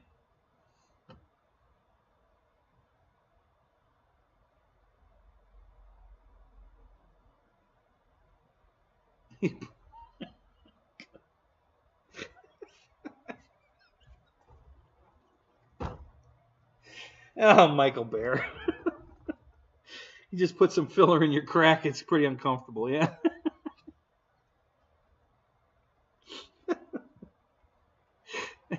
You should have gone with the butt plug. That'd fill it right up. It'd only be uncomfortable for a little bit, I've been told. Oh my God.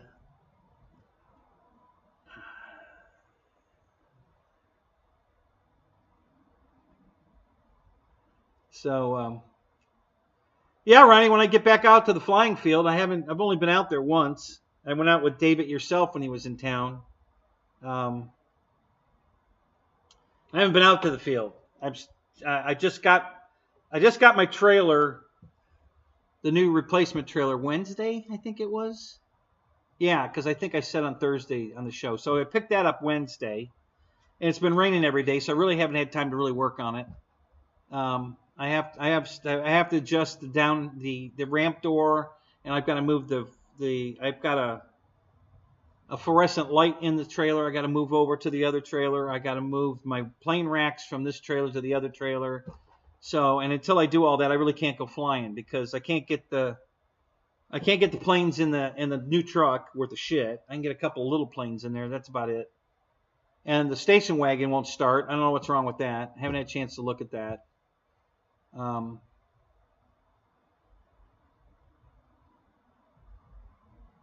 You think the weathering video would be better viewing? Well, yeah, you're probably right, but you're going to have to suffer through all the other ones too.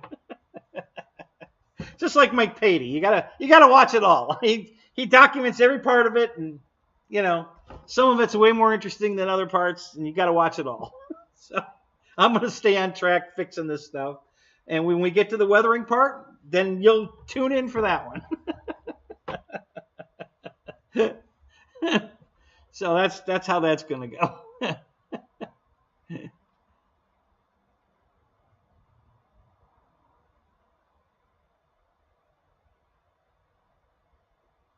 Yeah, Craig, the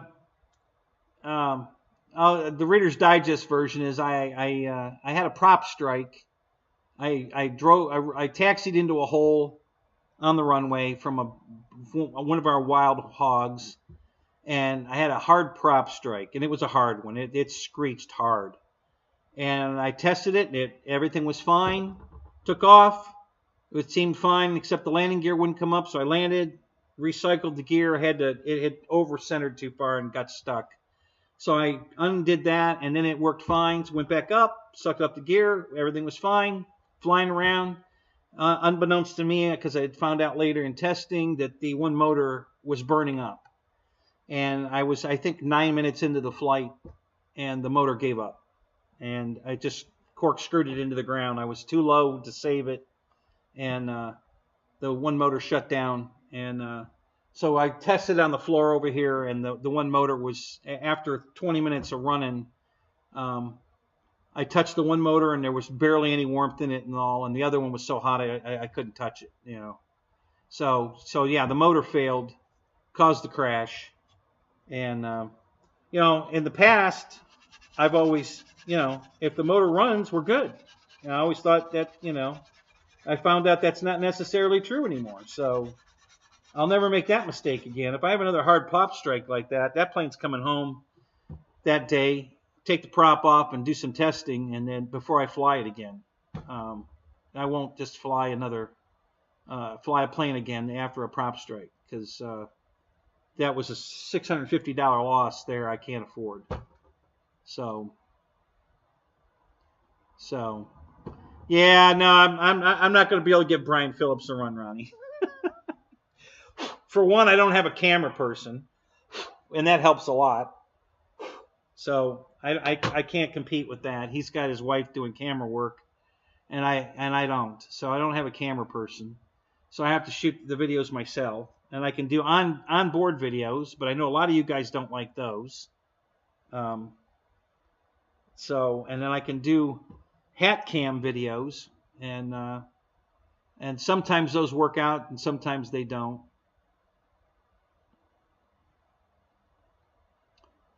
So,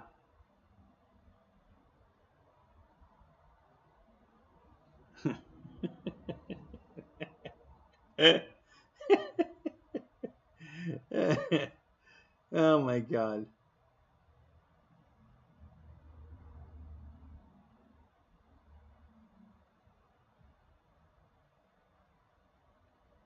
So yeah, what you need to do, Michael, is put a bunch of water and Gorilla Glue and maybe even a rubber glove, you know, in one of the fingers, and then stick that in your butt and let it expand inside. You'll have a custom fit butt plug.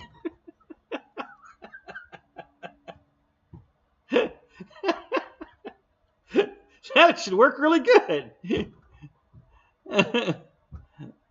Well, I don't have a good camera, Ronnie. Yeah, that's true. I do now, I think. I think this one's going to work all right. It did before. I like the quality this camera did, but it broke. Well, I fixed it, so now we're back to this camera, and I've already done some test videos with it, and it's working pretty good. So I think we're going to have some good quality video again with this camera. And if not, then I'm either going to buy an iPhone or go buy a good camera. One or the other. We'll see. Baby steps. Baby steps. But we're going to get there. Yeah, thumbs up before you leave. Thank you. Thank you, Fred. Appreciate that. Yep. I'm sick. Yeah, I've been told that before. Well, hey, I didn't bring that up. Michael Baird did. He's the one talking about putting filler in his crack and it was uncomfortable. Yeah, show us how that works. Hey, Paul, how you doing, man? Good to see you. You want a video of me doing that? Is that what you want? I'm sure there's videos out there on other channels, other places to watch that kind of stuff. If you want to see some of that, I'm sure it's been done.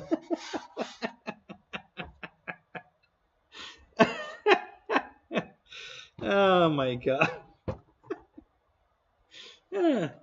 Hey, even Jeff in Lower Alabama, since he's accustomed to strap-ons, maybe he's dealt with it.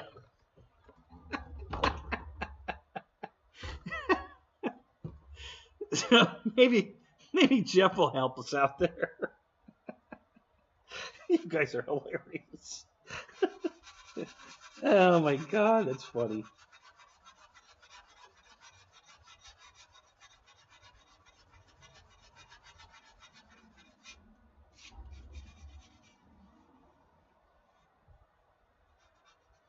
No? Okay, we have a majority vote of no. Don't do that. The no's have it. I'm not doing it. Thank you, Roy.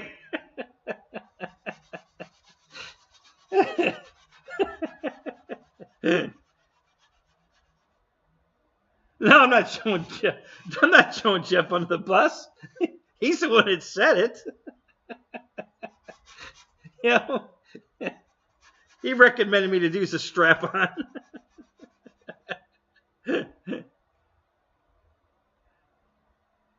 Yeah, right, Jeff.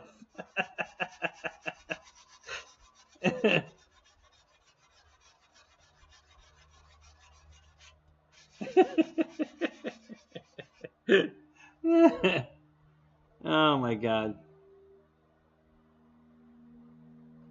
Bad night for space viewing?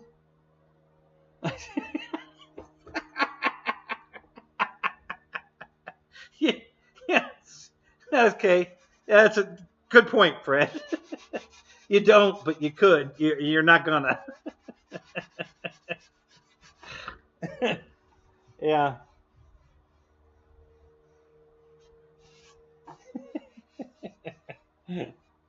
Oh my God, that's too funny.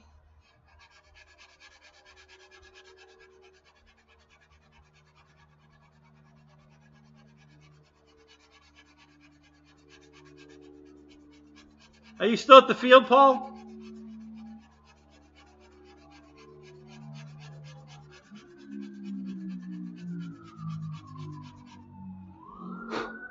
Got a noisy ass motorcycle coming by.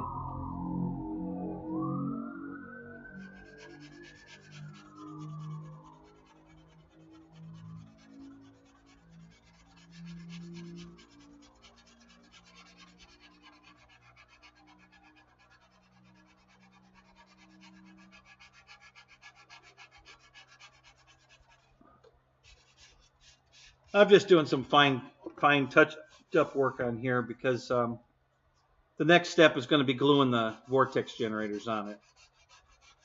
So I'm just kind of doing a final little touch-up here on the edges before I start gluing vortex generators on it.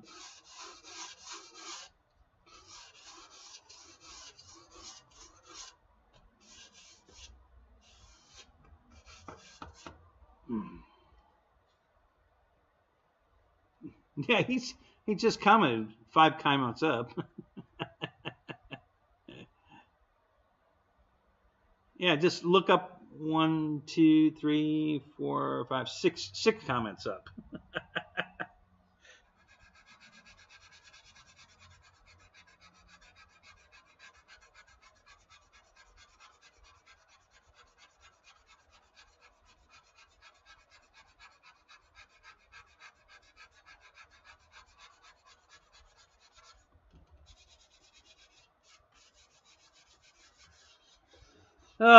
All right, guys. So what else is new and exciting? Anybody see anything?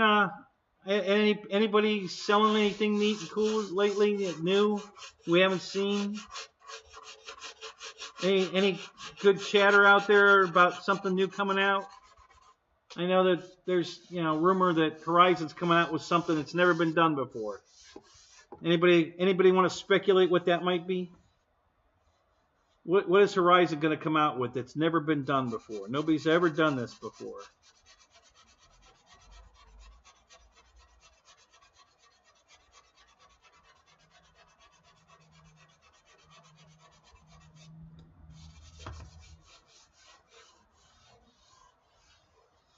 You got a plug-in app?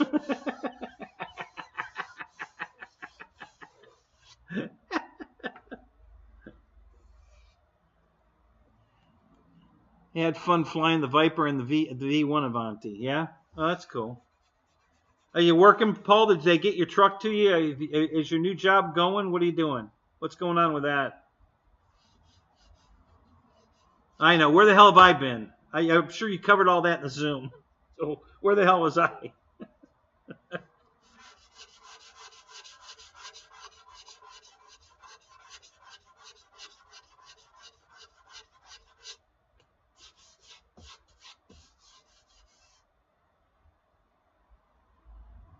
It ain't going to be no B-58. No, I guess not. Sure, 6. Go for it.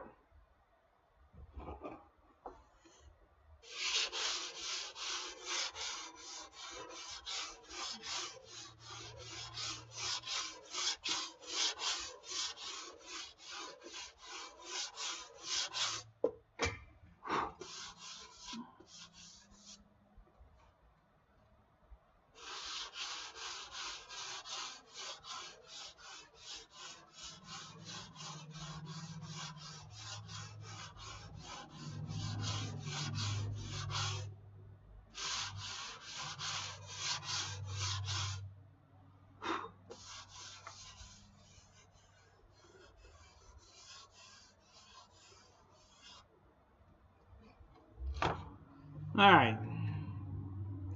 Horizon is going to be fully stocked with parts. That's something that Horizon has never done before. Where'd you get that, Paul? Who gave you that news?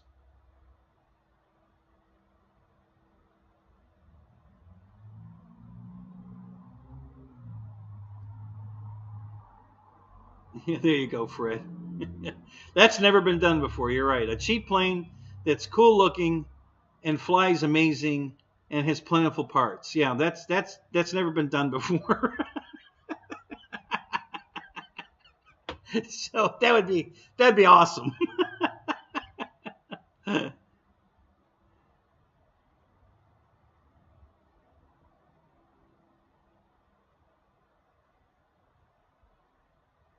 Yeah, there you go, Michael. Yeah, yeah. That app turned your 89 or no, I'm sorry, 98 Ford F-150 into a 2023. Why don't Baptists have sex standing up? Oh God. Oh God, I don't know. It's got to be something to do with bending knee, I'm guessing. I don't know. Why don't Baptists have sex standing up? Because people might think they're dancing. Yeah, that's true.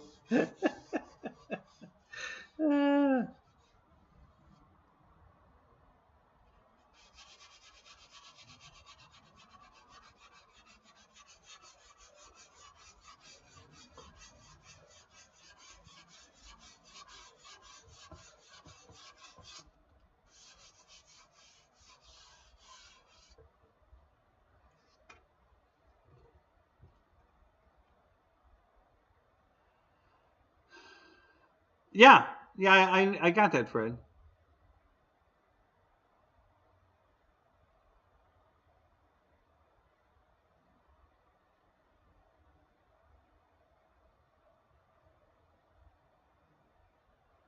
Roy, I doubt that's it, but that would be amazing. I would absolutely love that airplane.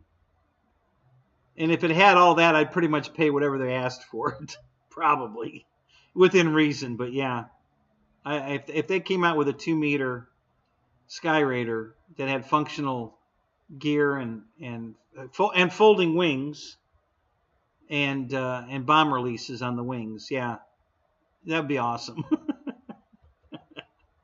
Yeah.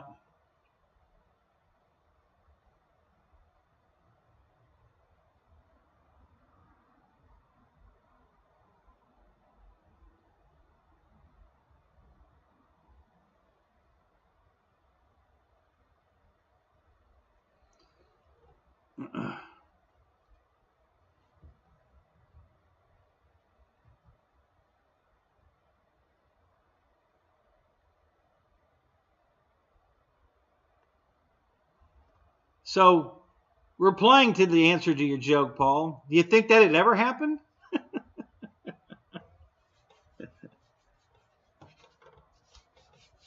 In what universe do you think that might ever happen?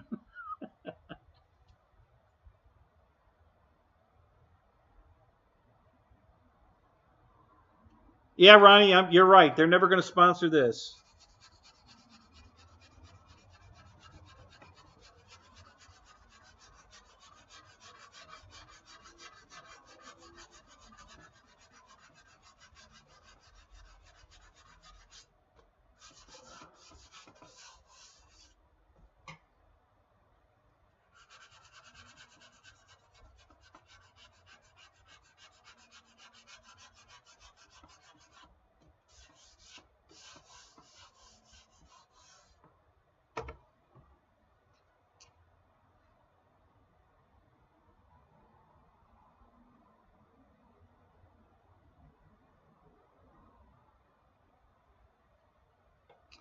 You know, it's funny you bring that up. I was looking at the last night the same 1220 Ranger that comes with floats, and I think it was the same price, $199.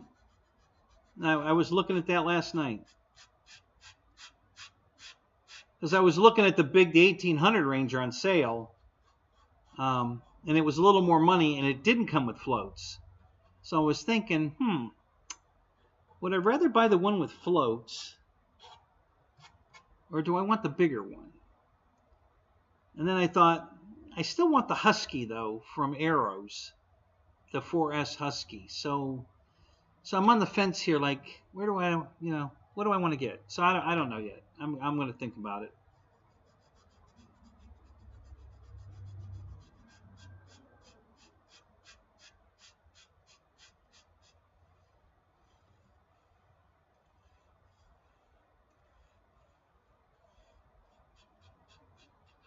Yeah, I think Roy's like me. If that plane, especially for Roy, because his dad used to fix that plane, especially if it came in the uh, Oriskany paint scheme that I already have, and if it didn't, he'd put that paint scheme on it because his dad used to work on that plane.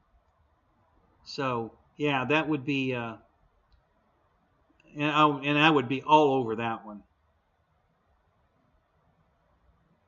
You're waiting for the giant Aero Scout. I think that joke was made the other day.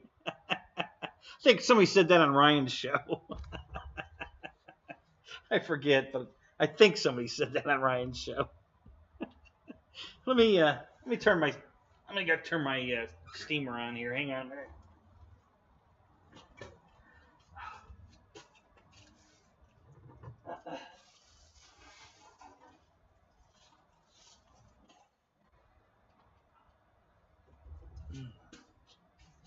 And we'll let that warm up. I'm gonna try steaming that corner of the new jet.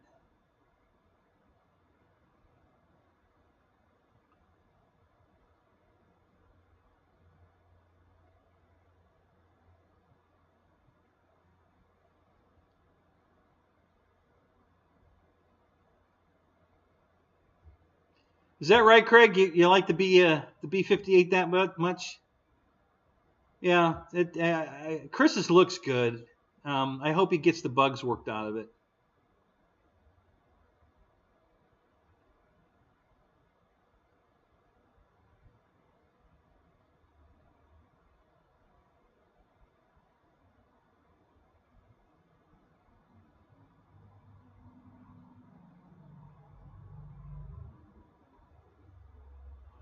Well, Fred, the only way you could do the 3D print the vortex generators would be to print them on a sheet, a thin sheet that you would have to glue over the top of the wing. And I don't want to do that. But yeah, that could be done. It's been done. They already have that. But that's not how I want to repair this. But yeah, you could do a 3D print of a really thin skin and put the vortex generators in it, and then you just would glue it down on the leading edge of the wing. So,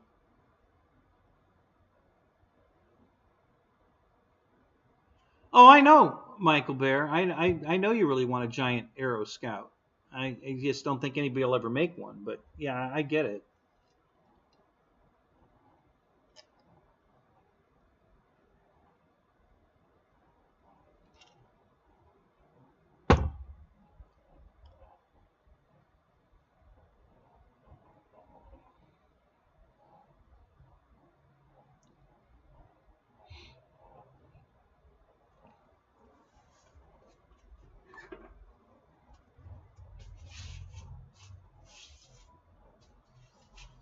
All right. I don't know if I can do this on camera. Let me move this. Maybe we can. I don't think you're going to see anything. It's not much. It ain't going to move much. But I'll do it anyway. All right. So we're going to put this. So what we're trying to fix is this corner right here. And here, let me do this.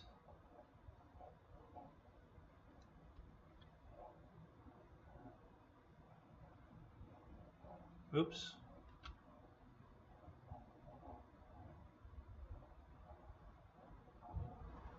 So right there, right on the corner, there's one tiny little wrinkle, and you see how it's just got that little bit of a turn up on it right there. I'm going to try to put some steam on it and see if that'll come back out, because it's opening up a gap where the two halves come together. Not a big deal. I'm not going to lose sleep over it or anything, but I'm just curious if I can steam it out. So here we go here. You can see this. No, you can't. I got to change the camera back. You can see it on the other camera. Okay. So I got my steamy wand here, and we're just going to, underneath the bottom of it here, we're going to run some steam here. See if I can get that to pull back. Oh, it did. It worked. Yeah.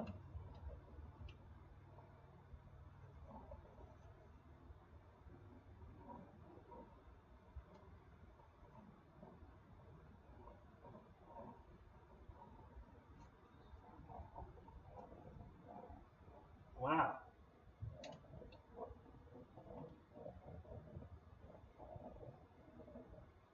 I think that worked.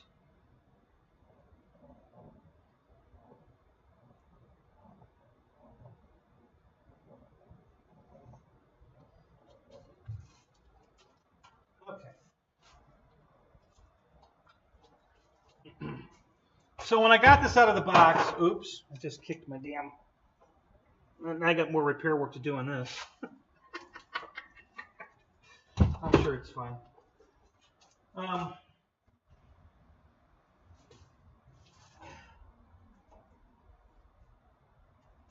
So when I pulled this out of the box, I didn't really notice it.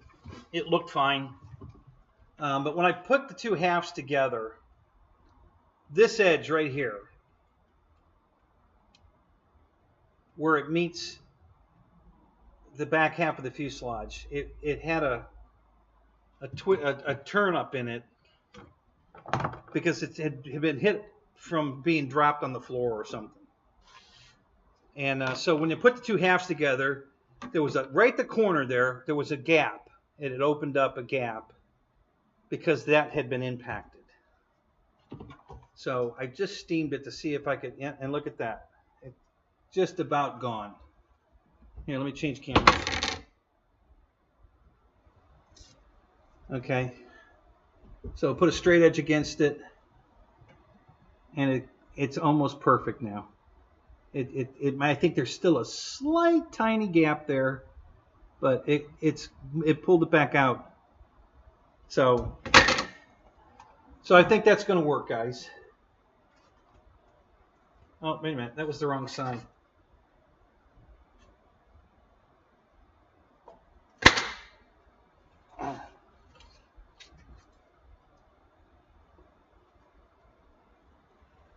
So again, there it is.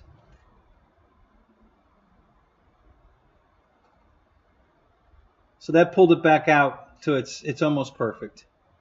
It's hard to get it in the camera exactly right, but yeah, right about like that. So that little steaming did pull that back out. So that's going to make that look a lot better. It won't be perfect, but it'll be a lot better. And I'm getting hand dust prints all over my plane now.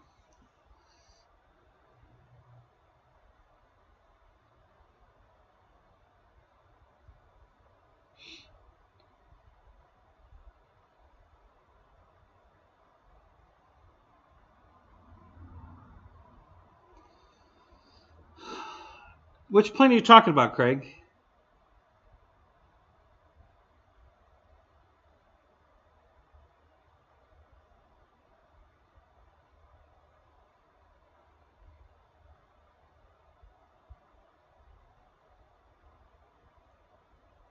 The airfoil that got my eye, you just have to see it, the wing. So which plane are we talking about, Greg?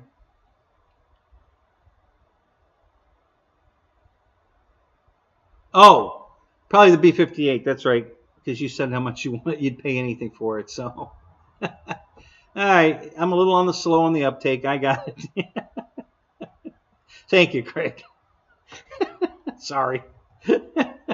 Yeah, you just got done saying that. You'd pay anything even if you had to take a loan out.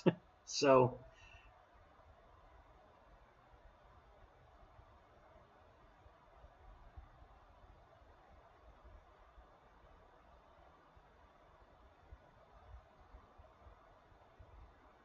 Well, that's what I'm making, Fred. I mean, unless you want them, and that's been done too. If you want like a pair of V's on a little tab, that's been done too. As a matter of fact, one of my airplanes came with that.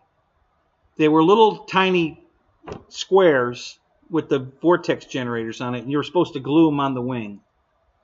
What plane was that? I can't think what plane that was. Yeah, but that's been done too. Yeah, I can't remember. I did buy a plane that came with those. I didn't put them on.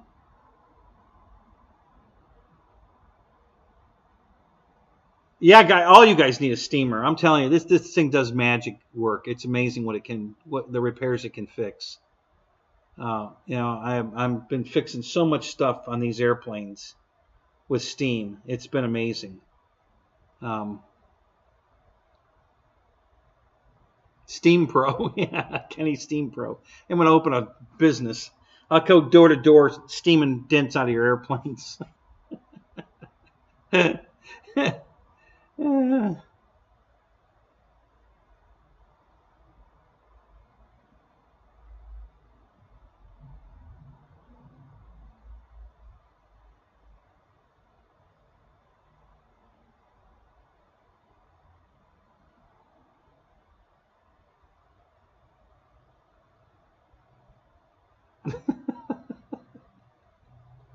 Okay, Craig, that's a little too much information. Thank you.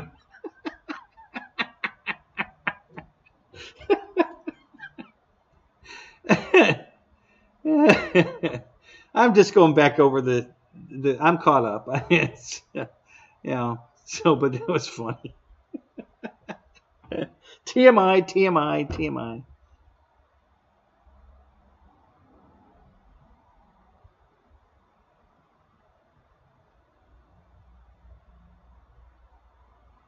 The Carbon Z Cub, I think you had to apply the generators. Yeah, maybe. Yeah, I don't have that plane. That's one of the ones I don't have.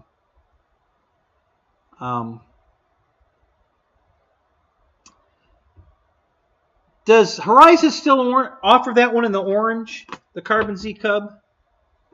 Because you know what? I might just buy that. Let me look.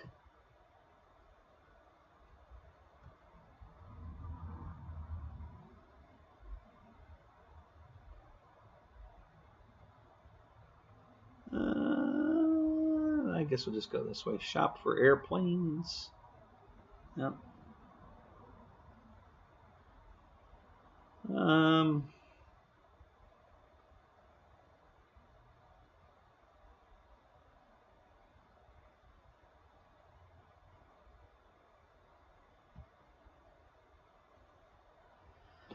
I think they still offer it. I do like the Cub in the yellow. I was never really crazy about the blue one. The original Carbon Z. I don't know. For some reason, I just didn't think the blue and white was that interesting. But boy, I love it in the orange and white. That really looks nice.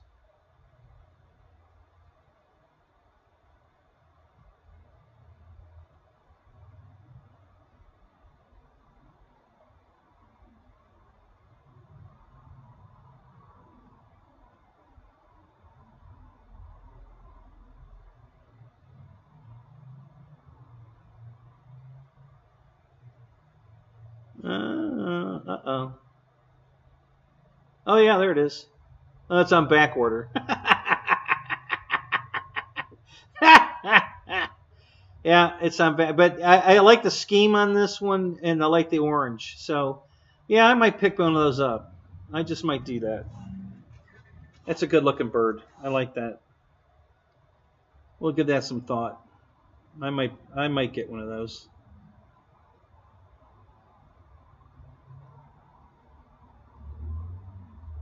They lowered the price. Wow, $4.99. Okay, I'll definitely get it at that price. If it's still available at $4.99 when they get them back in stock, I'm going to buy one.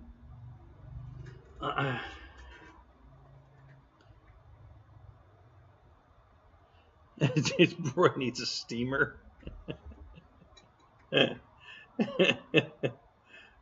Which steamer are we talking about?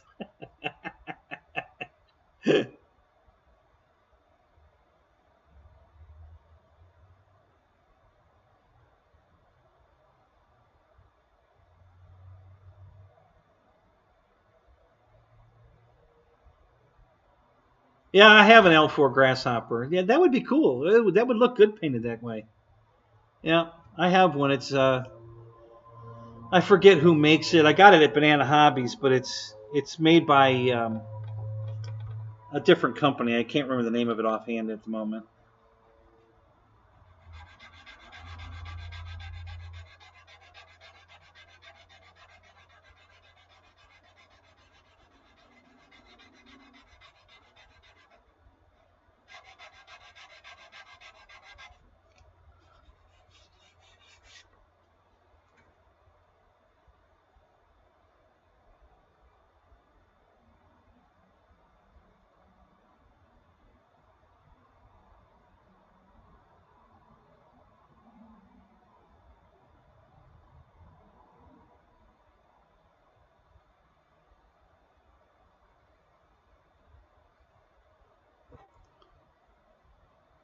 Let's take a look at what you're talking about there, Randy.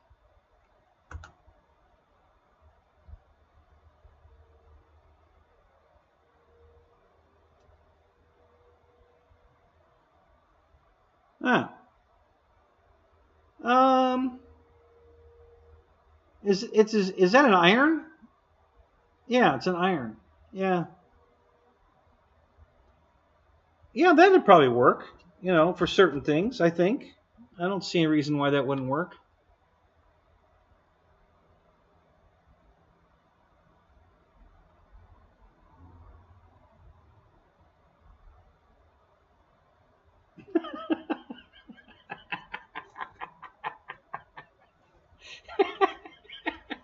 That'll kill it, all right, 6. For sure, that'll kill it.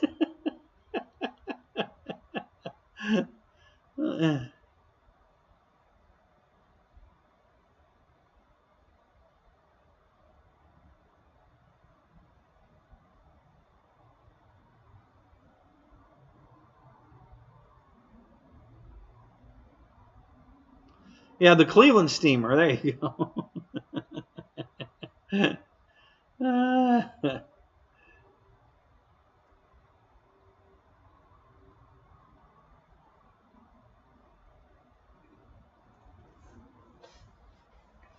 Yeah, if anybody's going to figure it out, I think Chris Wolf will figure it out. His family's been doing this a long time. So if anybody can figure it out, I think him and his dad will figure it out.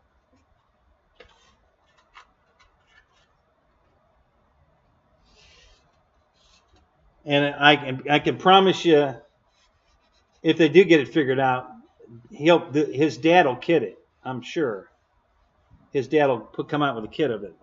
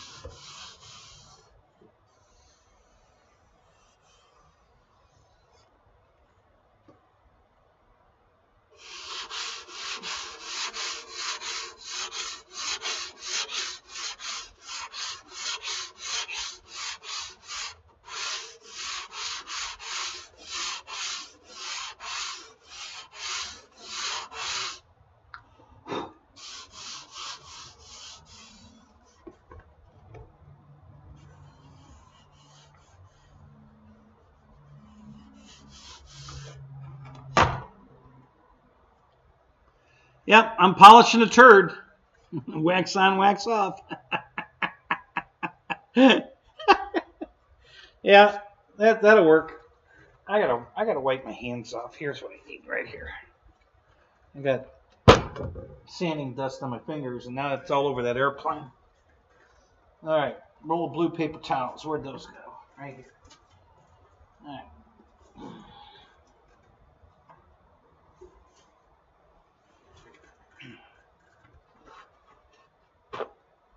All right, do a little cleanup here.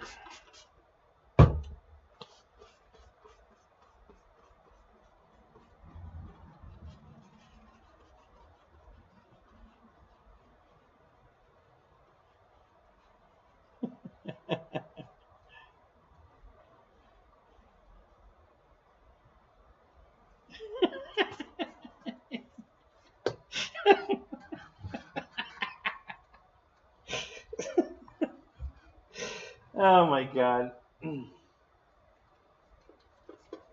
Are you this funny with your wife, Michael?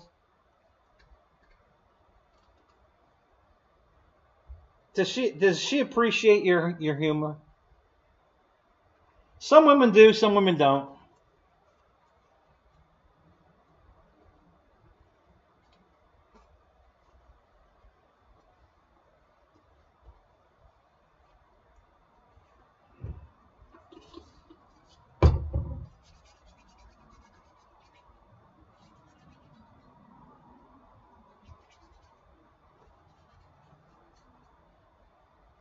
No, not at all. Oh, that's too bad.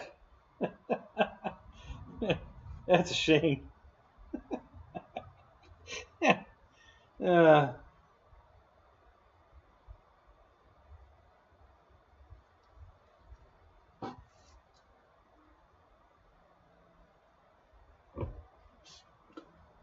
when my wife's in the right mood, she's hilarious. You know, we have sometimes we have back and forths about funny stuff, and she plays right along. It's great. It's really fun. I'd say she's in that mood most of the time.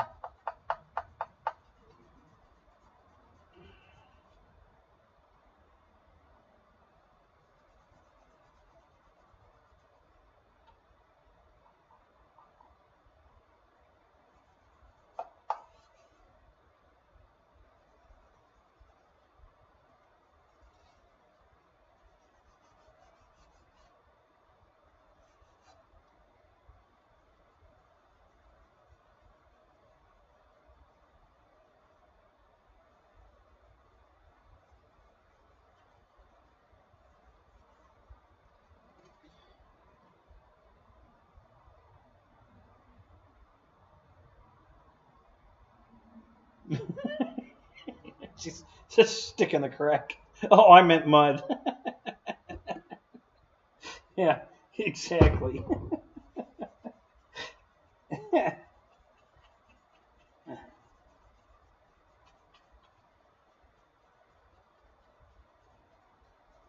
That's probably what Michael did wrong. He didn't add a stick. Oh yeah, switch the camera back. Thank you. Hey, thanks, Fred. Yeah, I gotta. Yeah, it's funny. If I adjust the lights, I can get that camera background to work right, but then it screws up the other camera. So for some reason, these two cameras need totally different lighting to work, and I really don't understand that.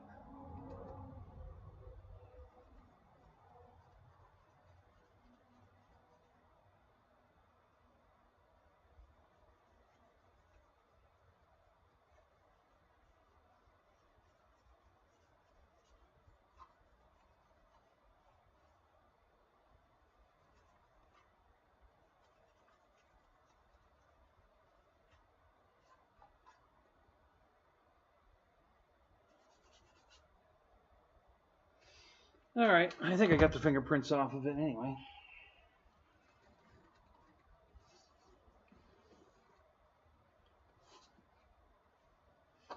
All right, so what else we guys got going on? Anything?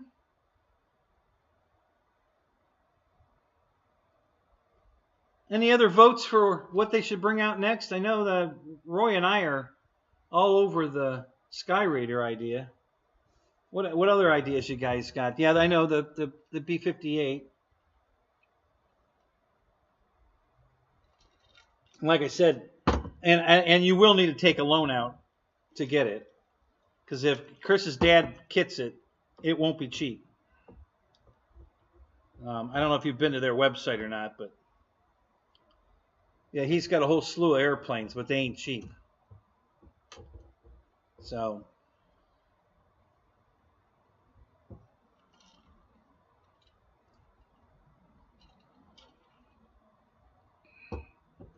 yeah, there was no UMX ugly stick. It was a joke. Yeah, I thought it was real too. It wasn't. It was a joke. So somebody was making a funny.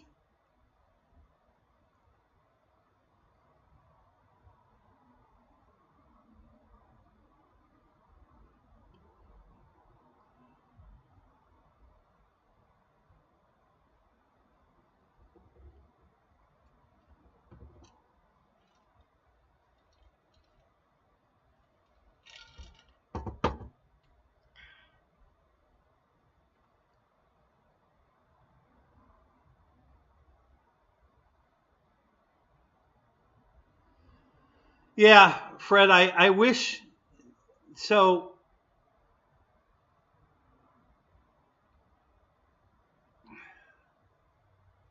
I think it was the TBM that Flightline, well, it was Free Wing back then, before Flightline came along, that made a TBM. It had the dive flaps and everything. It was cool as shit. And they discontinued it. And God, I wish they'd bring that back, because I want that plane really bad. So I think it was the what is it? The SBD? Is that the other one? I think it was an SBD they made years ago, and it was awesome. And Ryan had one, and I wanted that plane so bad, and I didn't pull the trigger on it, and they discontinued it. And they did the same thing with the yeah, it's a Dauntless, yeah. They did the same thing with the AT6 Texan. I have the Texan, and I'm really glad I have it. But they discontinued that one also, and it's too bad, because it was a good airplane. It's a little hard to fly. Maybe and what did they call that? The Ensign Killer or something? And the Ensign Maker or Ensign Killer. That's the only plane I ever put a stabilizer in to make it fly better because it was a little tricky to land. It would slow down and reach stall speed way too early, and then it would, dip a wing, and was notorious for that. So I put a flight stabilizer in it, one of my cheapy ones that worked great, and I put that in it, and that cured it. I mean, you have to slow it way down before it drops a wing, so you should be on the ground by then, and it made a big difference in the way that plane handled. But other than that, I love the plane. Flew great, looked great, very nice looking plane. But yeah, it was tricky to fly, and I think probably that's why they discontinued it. They were getting a lot of people complaining that they were crashing it, and it was the characteristics. I guess the real T-28 is the same, or not the T-28, but the AT-6. I guess the real one's the same way. I guess it's tricky to fly. So, which surprises me that they would make a trainer tricky to fly. But I guess if you can fly that, you can fly anything. And maybe that's their thought process, is if you can learn to fly and fly that, then you can fly anything they throw at you. So, but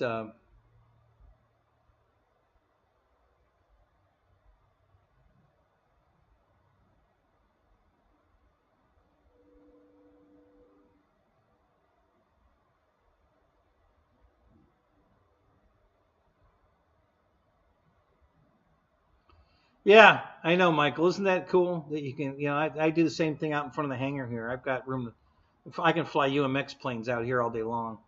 So, yeah, it's definitely convenient. And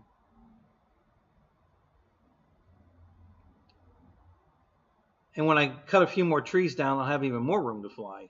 So, and that's the end goal here, is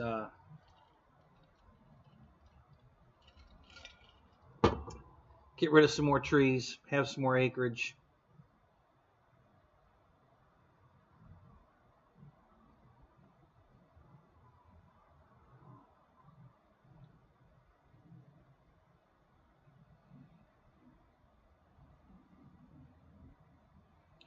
Yeah, exactly, Roy. If you can fly something that flies like shit, then everything else is just cakewalk. If you can fly that, then you can fly anything.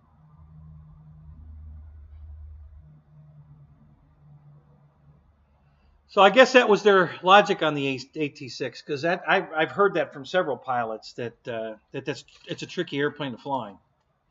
And they nicknamed it either the Ensign Maker or the Ensign Killer, one or the other.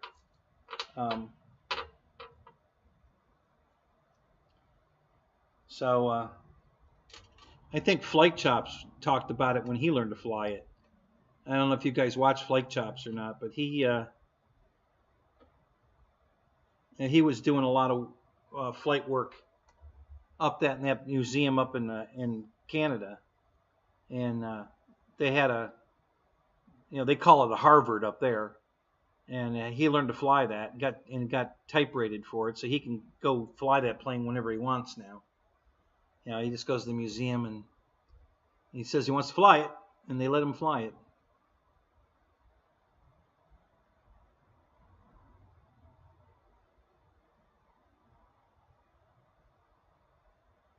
Yeah, I haven't flown the Horizon one, but a buddy of mine had it out at the field, so I brought mine over and set it next to his, and they're very different. The proportions are very different, and I don't know which one is more accurate, or if either of them are accurate at all. Maybe they're both wrong, and it's something in between. But the fuselage on the Horizon one was much thinner.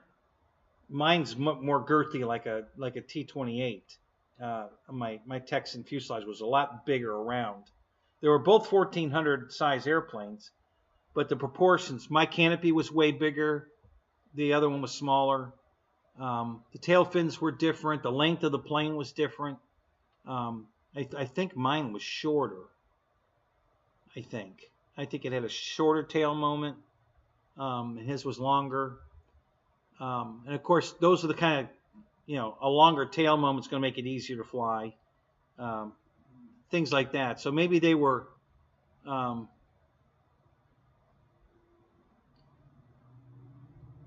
um, maybe they made those changes on purpose to make it fly better. You know, because if you don't, they both look great. If you don't have them sitting side by side, they look great. But when they're sitting side by side, then you start wondering, okay, well, which one do you think's more accurate? I don't know. And not looking at a real one at the moment. So, but yeah, you definitely see the differences when they're sitting side by side.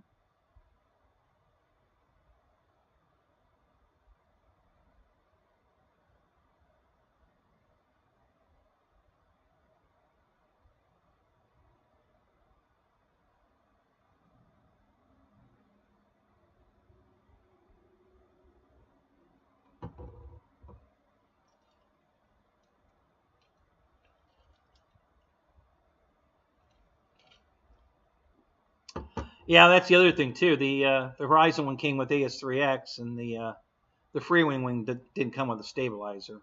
I added one, and I didn't notice any difference in the flight characteristics, just the landing characteristics. It gave me about an extra 5 mile an hour of slowdown before it would fall out of the sky. Before it would drop a wing. So, so yeah, I think that helped.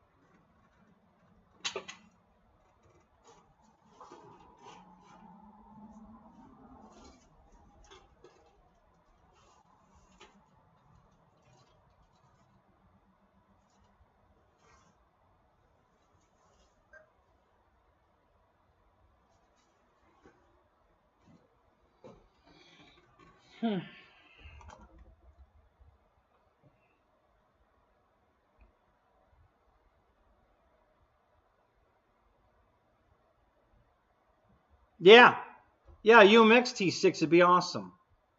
That would be cool as hell. Yeah, I would love to see that.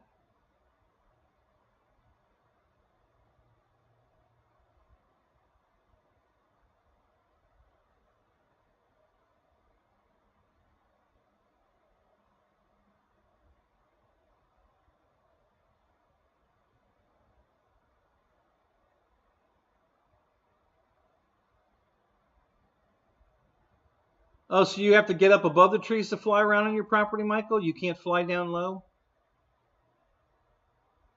Yeah, I can do both.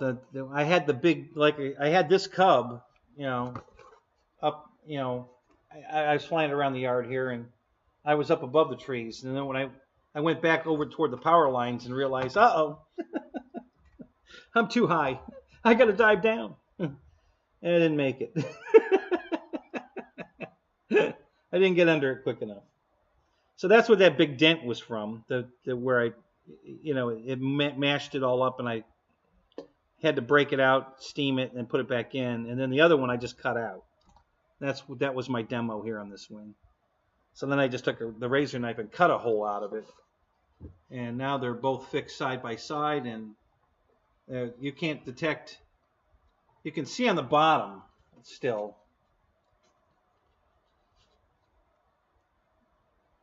Where I cut it out is here, and where it was crushed from is here, because the crush mark was bigger than the cutout mark. So the two of them are right there, and you can still see them. You can probably see them in the camera. So let me look here. I can't see what I'm looking at on that camera.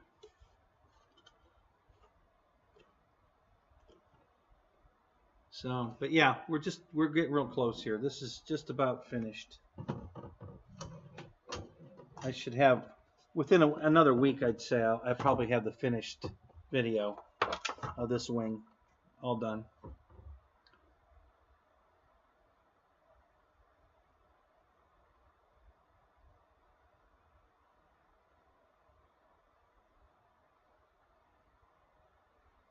Yeah, Michael, that's what I had too here, and I just started from where I had flying area and started cutting the trees back. Okay, so I made a corridor that goes down to my property about good 300 feet, maybe 400 feet. It goes down, and I started widening that by cutting trees down. And then where the garage is, of course, I had to cut all those trees down, and then I cut away from the garage also, so nothing could fall on the garage. And then now I have an area where I have a loop where I can fly around this tree, go down here, turn around, come back around, go all the way down the long one there, come back around. And now I'm going to start cutting these trees back to make that loop around even less, to give me more room to fly in this area. So there's a couple trees right here in the front there to the side of the garage I'm going to cut back to get, open up my flying area a little more.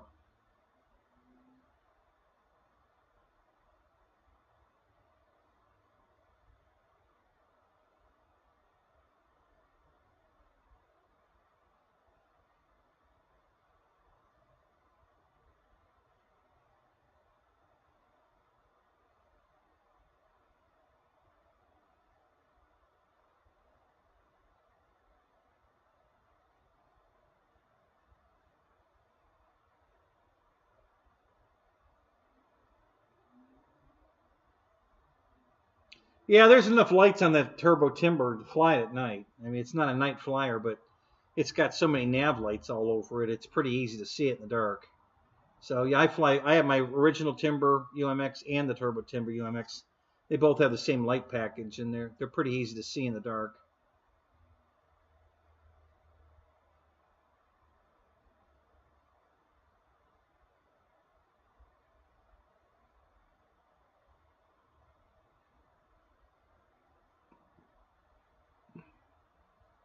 Yeah, just do it.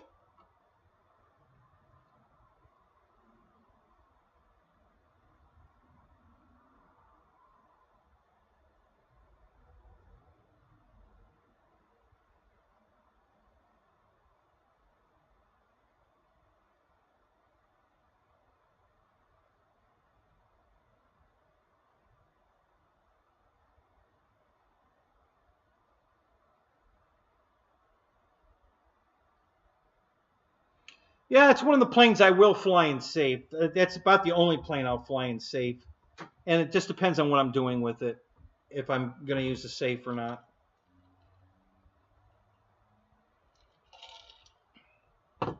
I don't leave it one or the other all the time. I'm constantly switching it on and off, depending on what I'm doing with it. But yeah, it's a great little airplane. Lots of fun to fly.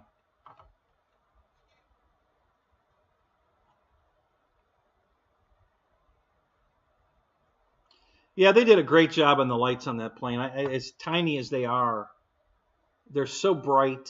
They're so, I mean, they're just fantastic. I'm really impressed with the lights on that plane. They did a great job on that.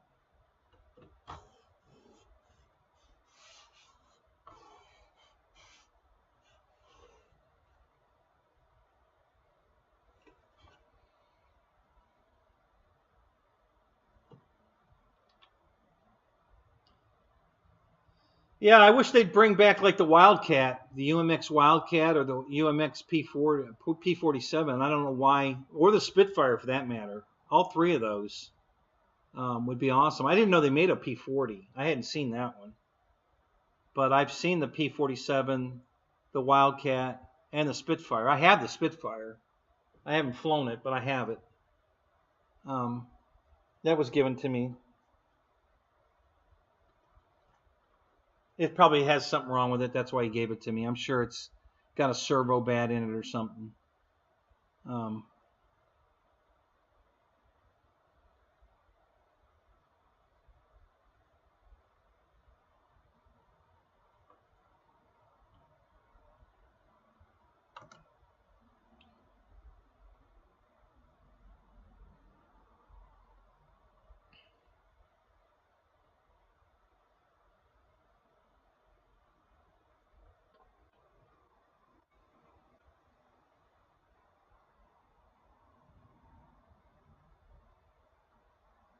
I love the strobe lights on it. The fact that it's got strobes on it, I love that. I think that's so cool.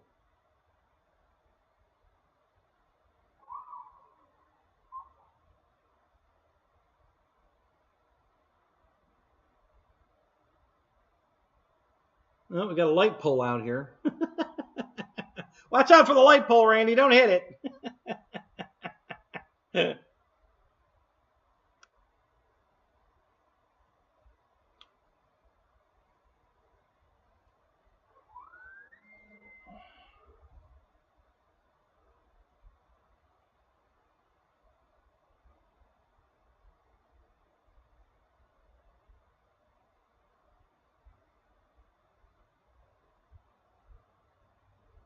Yeah, I love the strobes.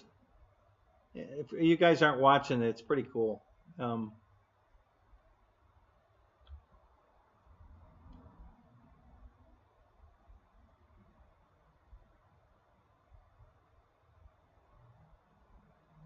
Yeah, I know they were all your early UMX planes, Fred. Why won't they bring them back? What are they thinking? You know, now with the new smart technology they're going to put in them, woohoo! You know, they should be bringing those planes back. You know, I think the UMX planes are good sellers for them. I'm not a huge fan of them, but I mean, I love my Timber and Turbo Timber, but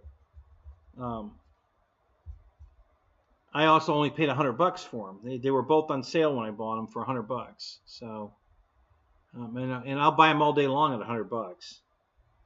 But I'm not paying $160 or $200 for a UMX plane. I can buy an Aeros plane, you know, much bigger, twice the size Aeros plane for that kind of money. So, yeah, it's just too much. Unless it happened to be a Sky Raider. I may pay $160 for a UMX Sky Raider.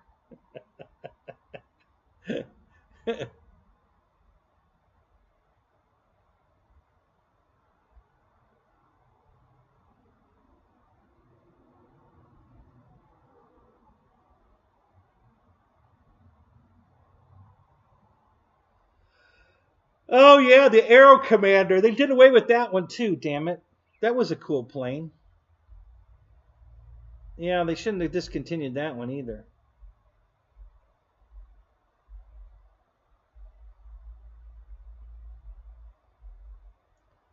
Yeah.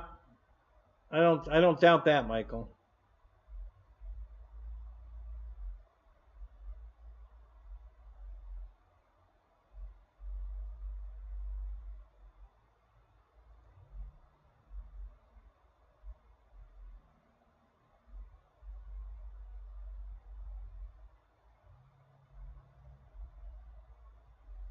You have 73 hours. What are you keeping, a logbook?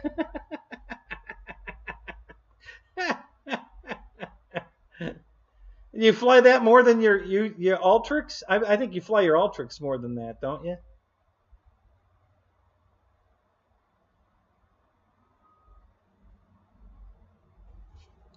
I'm sorry, Paul. I didn't see your answer if you answered me about your job. How's that going? Do you get a truck? Are you out driving around? What's going on? I don't know if you answered me or not. I missed it if you did.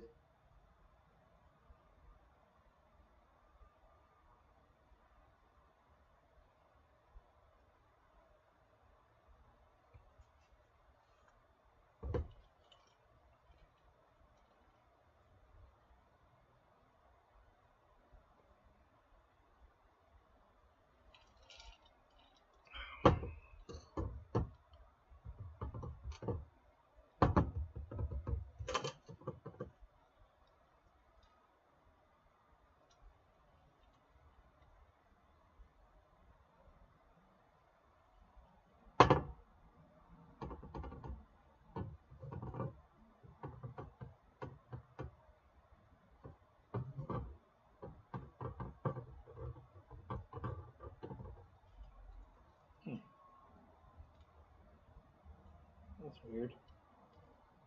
Oh, I guess that's what did it. Keith Christie, what's up? Good to see you, man.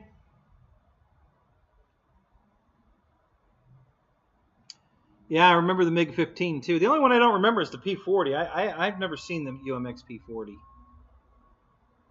I probably would have bought that one.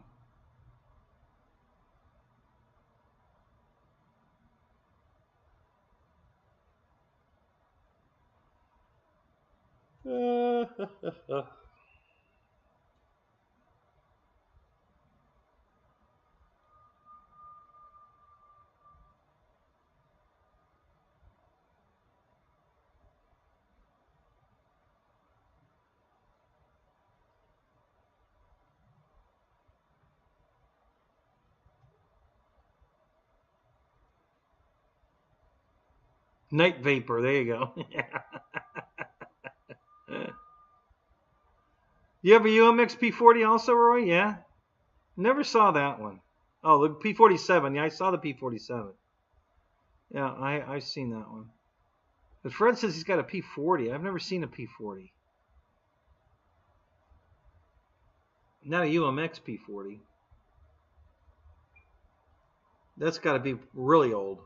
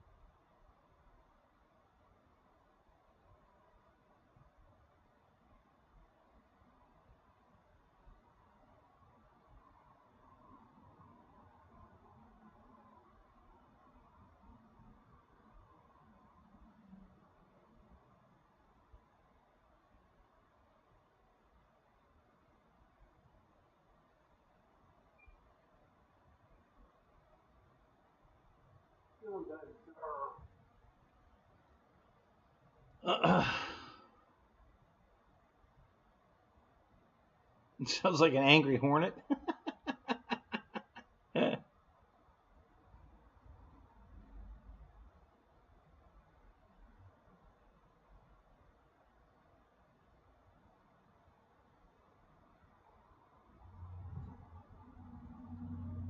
Yeah, I don't have the 109 in UMX. I have the Park Zone 109.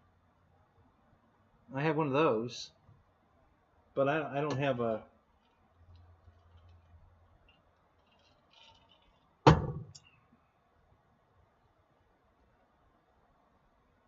Yeah, I don't have the UMX one. I haven't seen that one.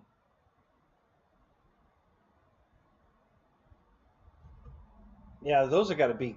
God, they've got to be 10 years old. Those planes.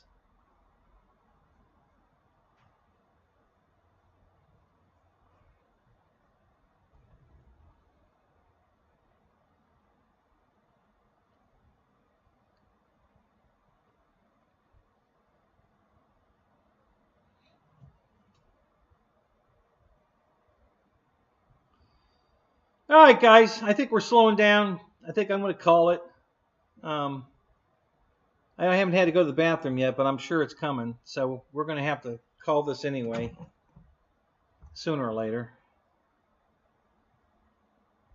Yeah, that's what I'm guessing. It's got to be at least 10 years ago, I would say. Yep.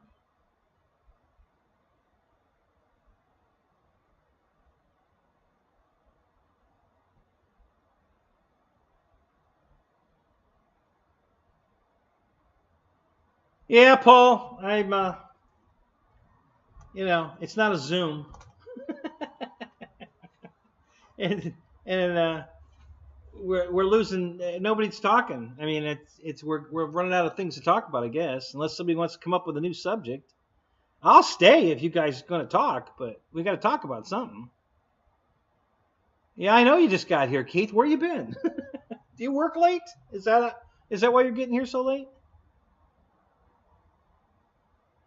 Yeah, Michael. I always love having you here, buddy. You're funny as hell.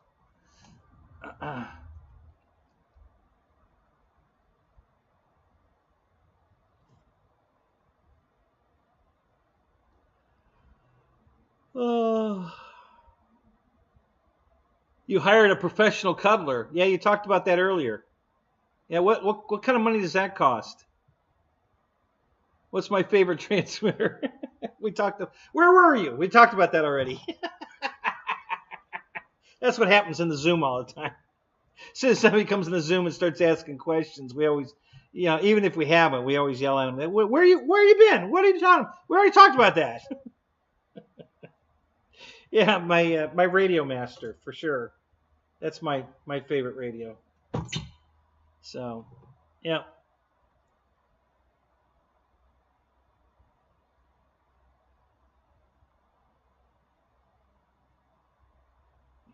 You got an RC crawler for $25. Really? What was it?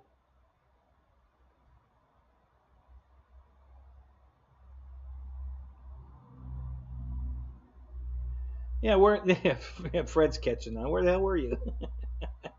Fred's in the Zoom.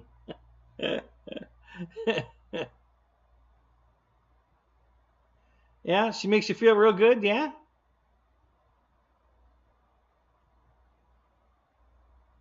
Wow. Why'd he sell it to you for $25? Is it broken?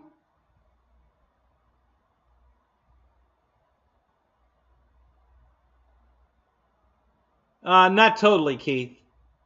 No, they paid me for the trailer and the planes and the tow bill. They haven't paid me for the truck. I haven't got the medical payment yet either. We're still fighting over the truck. I got to talk to them tomorrow. The first estimates were not comparable trucks, and I haven't seen the second estimates. So I'm going to get a copy of those tomorrow. I'm going to call. My guy's on vacation, but his assistant will be able to at least email me copies of the second evaluation, and I'll take a look at those.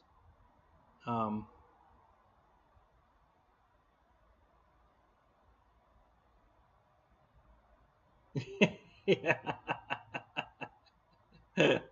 Yeah. Yeah, while you were cuddling, man, did she?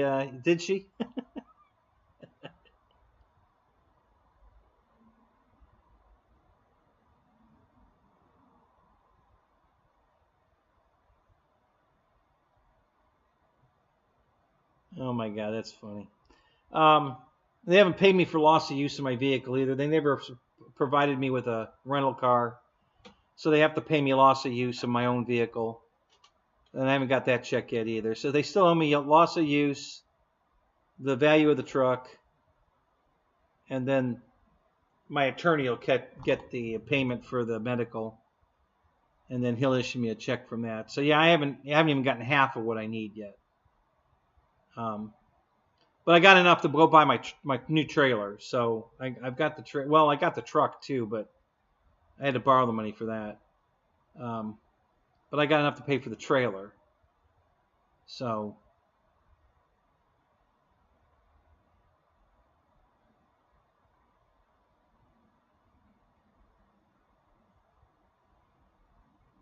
oh well, yeah. If he's moving, he definitely doesn't want to move something he doesn't use anymore. So which truck did he give you? What crawler is it?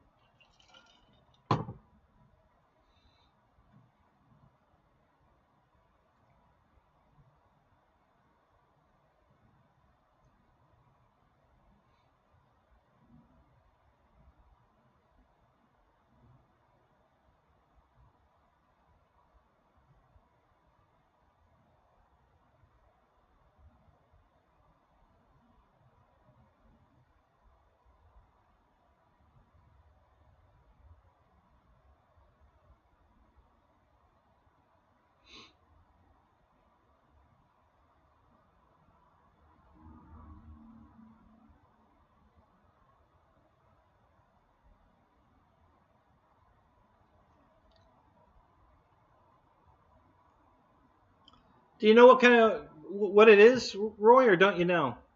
You know what crawler it is. You don't have to give me an exact. I mean, if it's Traxxas, just it's a Traxxas something, whatever, you know.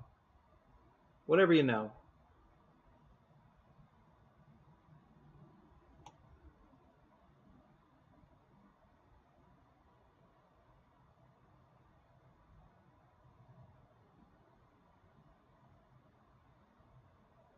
Oh, it's a red cat. Okay. That's good enough.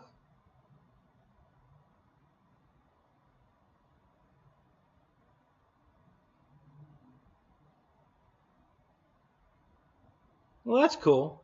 And it works? It's not broken or anything? You've been out running it around? It actually works?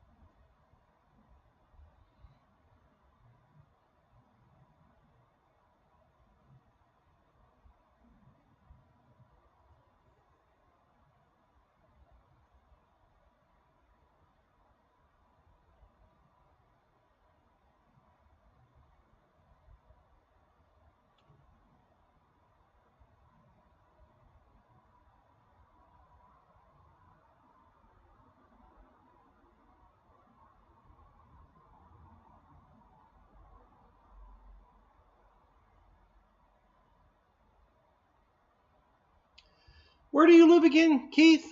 What part of the state are you in? Where are you at? I forget. I can't keep track of everybody. It's impossible.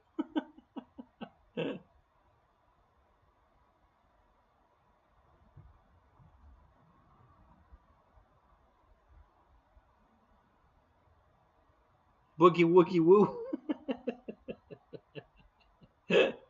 You're back.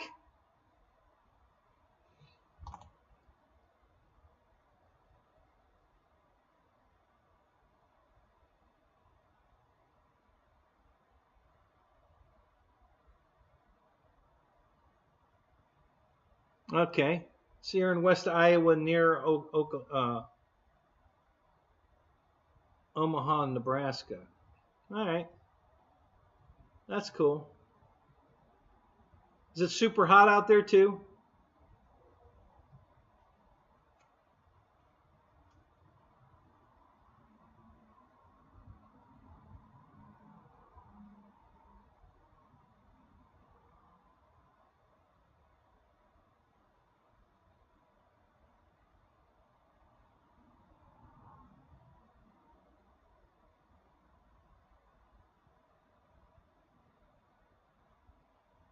Oh, you got two for the price of one?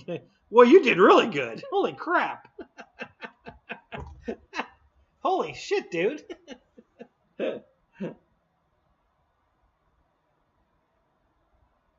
Yeah, you did a great deal for 25 bucks. Wow. That's great.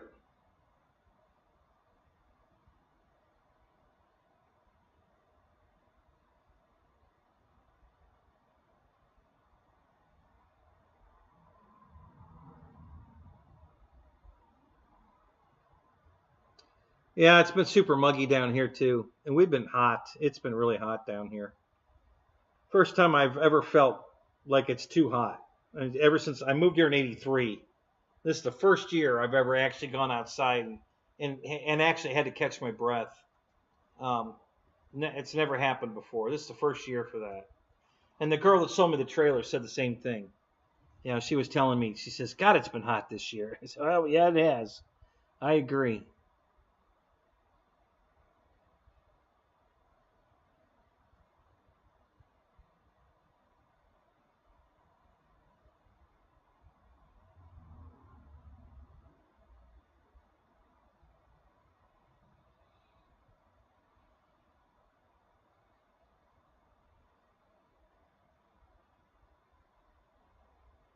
Yeah, sweltering heat. Yeah, that's what it is. That's exactly what it is. It's been freaking hot.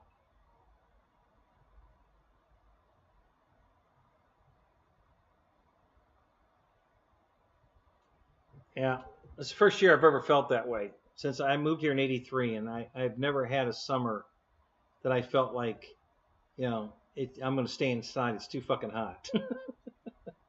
Yeah, but that's how I feel right now. Yeah, that's true too, Fred. That ain't helping. but but since I'm not the only one that feels like this is the hottest summer ever, I feel like it really is that hot. It's not just me getting older. Um, but yeah.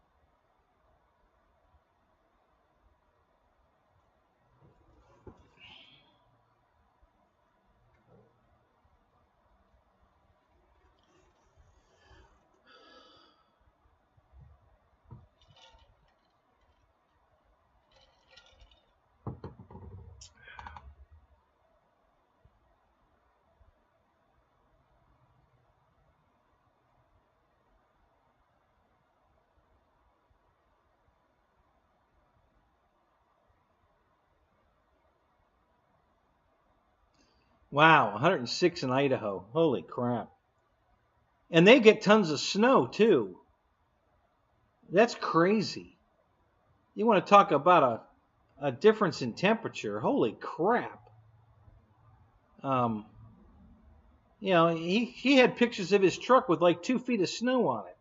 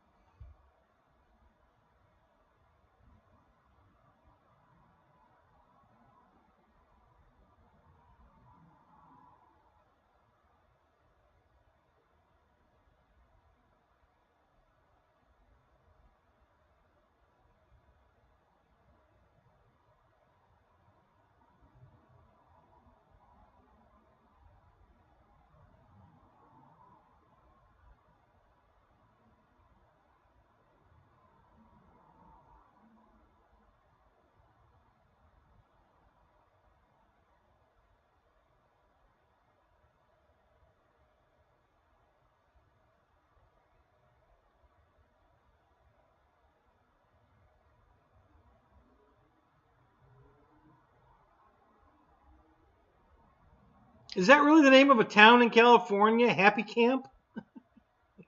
Really?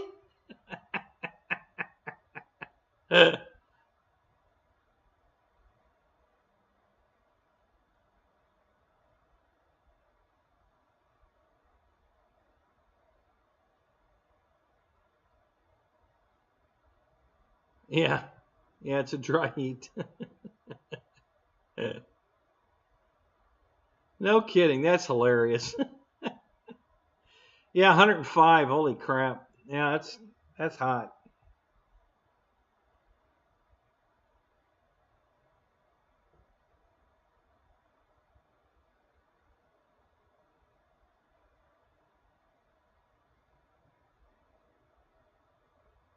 How often do you get to see your dad, Roy?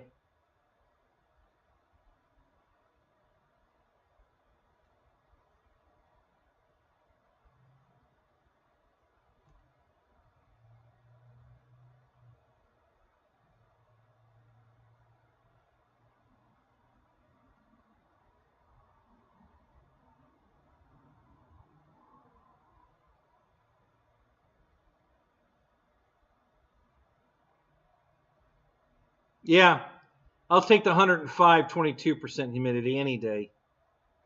Any day. 90% humidity sucks. Yeah, Roy, you need to make more time to see him. He's not going to be around a lot longer. You know, and you're going to miss him.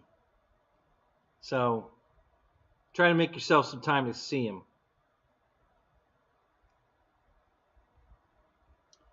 Take him flying.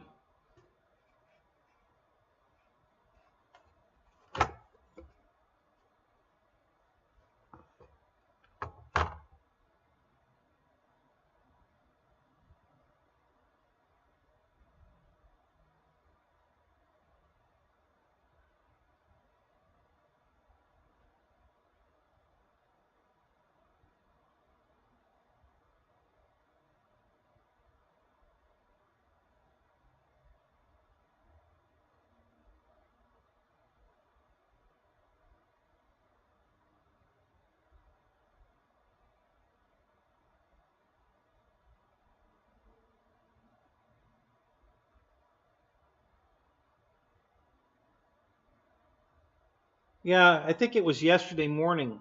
Um, I was doing some video work out here early in the morning, 7:30, and I'm sitting here working, and it's hot, but and then I feel something run down my leg. I thought something crawled on my leg, a cockroach or something, and I look, and it was just sweat running down my leg, and I'm like, oh my god, I'm sweating at 7:30 in the morning out here. Holy crap! So yeah, it's been really hot. And the garage stays really hot. It gets pretty damn hot in here. So, um,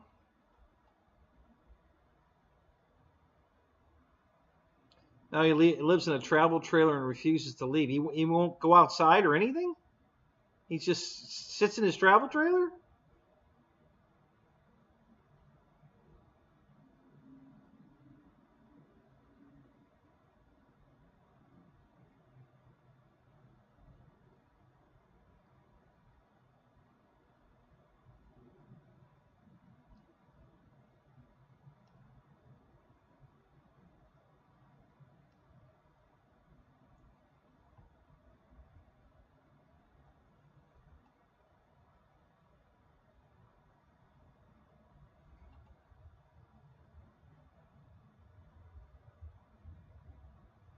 Oh yeah, I hate it when that fucking happens.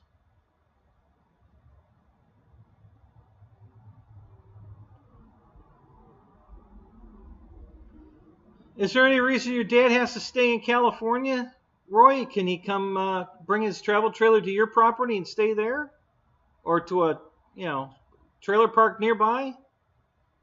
Is he locked into California for some reason?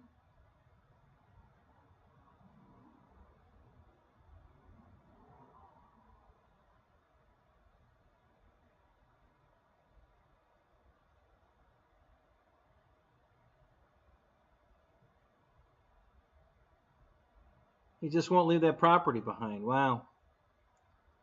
So you said everything burnt down. What, did he have a house and everything on that property and it all burnt down? So now he put a travel trailer on the property and stay in there anyway?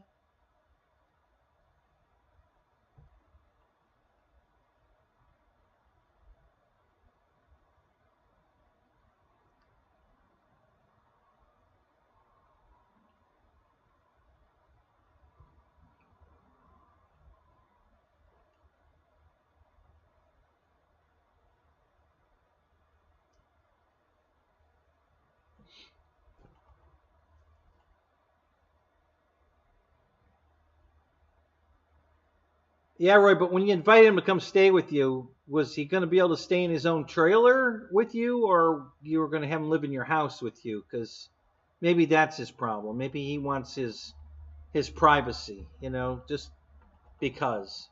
Because he thinks, probably because he thinks he's going to be um, a bothersome to you. Not so much that he doesn't want to stay with you. He doesn't want to be a bothersome to you. So he wants to stay separate so that he doesn't upset your life.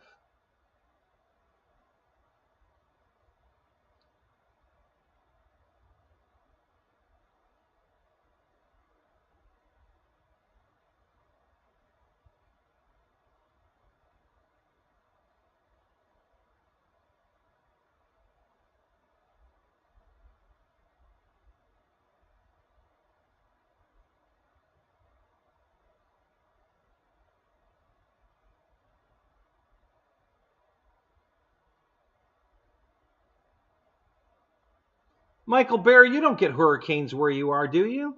You get tornadoes, not hurricanes.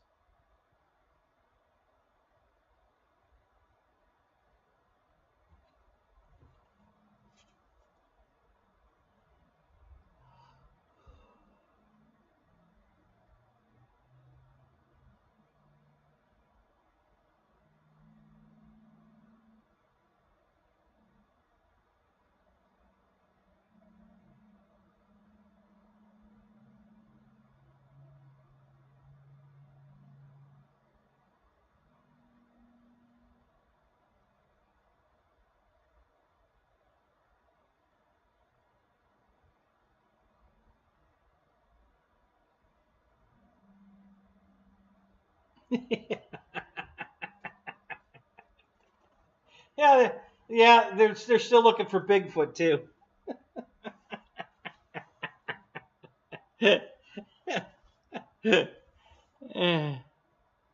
Yeah, that's that. What are you gonna do? You know. Yeah, the Loch Ness monster and Bigfoot. I guess they have found some megalodons. I guess it's they've been getting quite a few sightings of that lately. Um, so there might be a possibility that there's a few of them still around, or maybe more than a few. The ocean's a pretty big place.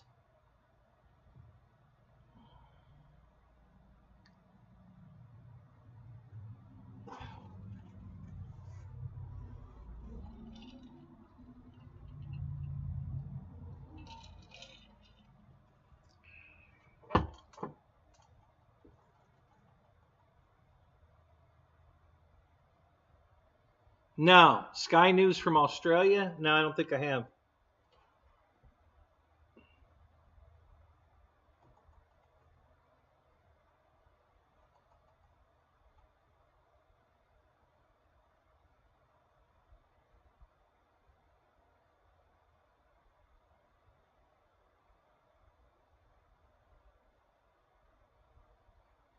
Is it on YouTube, Kenny?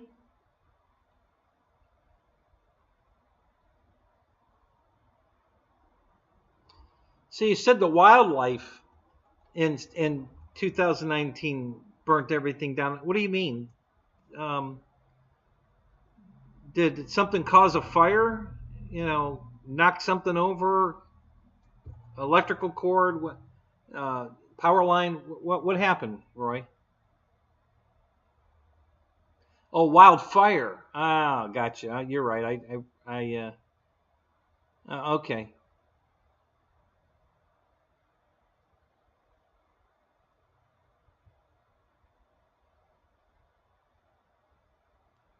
I'll look that up, Kenny.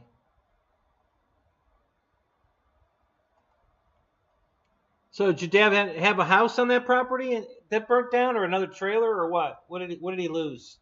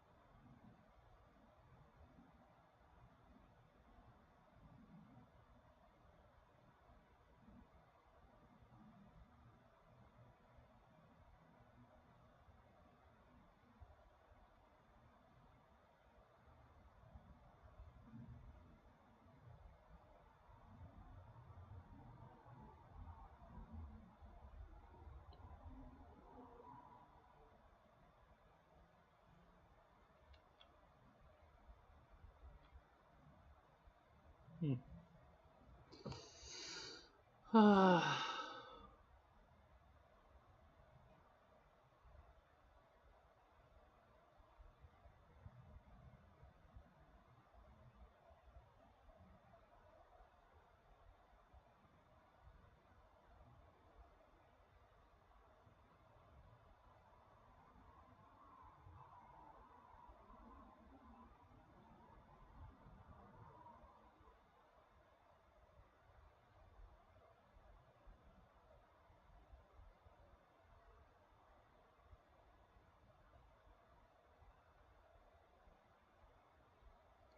Wow, Roy, that's horrible. Holy crap. What? How did the girlfriend die? Did she get trapped in the trailer when it caught fire or something? That's horrible.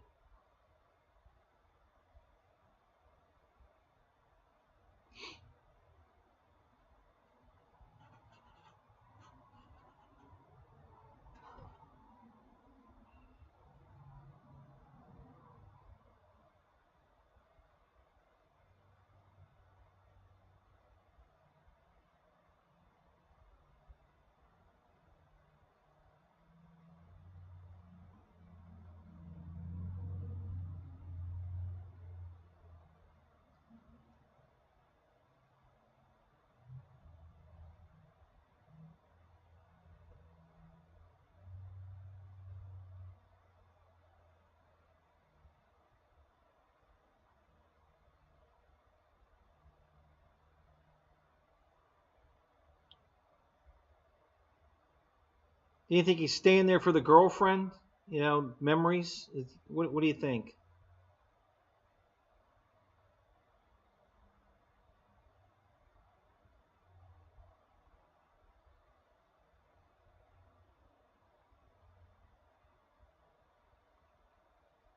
Yeah, Kenny's thinking the same thing I am.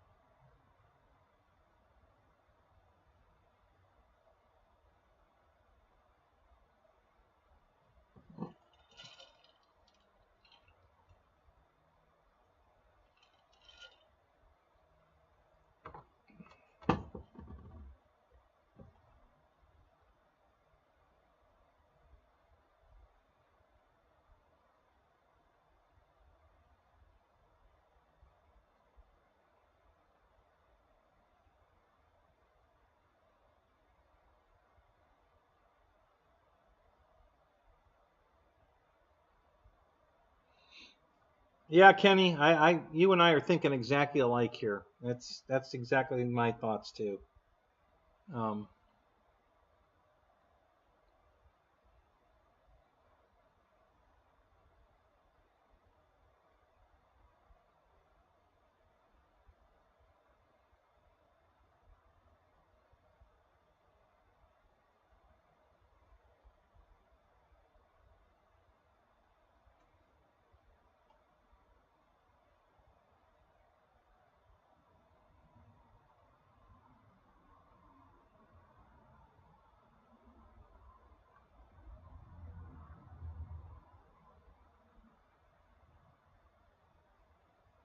oh wow, no kidding.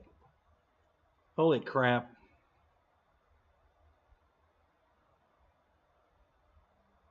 How old was she when that happened, Roy?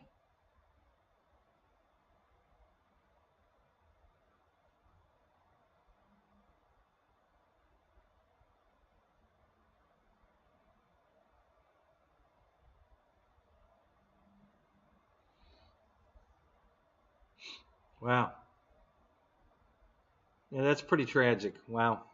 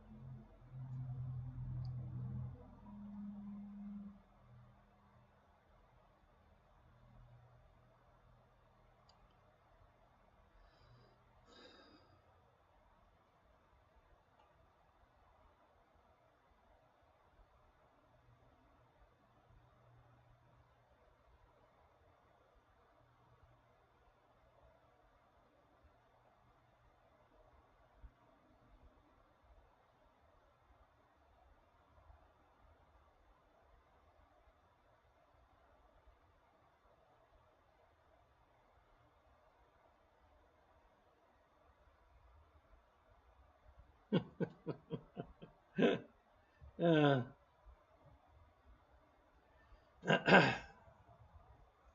so Roy, is all the stuff still there, burnt up, or did they clear all of it off the property? I mean, her car's not still sitting there, is it? I mean, is this what he's?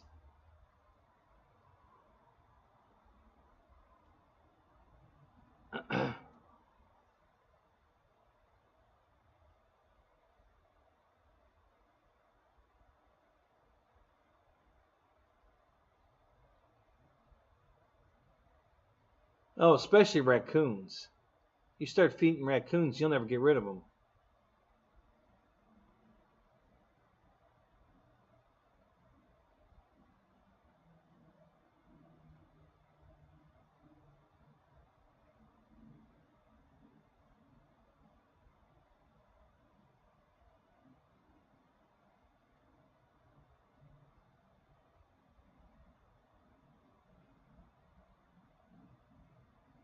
Yeah, that's what I'm thinking, Kenny. You know, maybe that's why he wants to stay because all that stuff's still there, all the memories. You know, he can look at it every day. I don't know.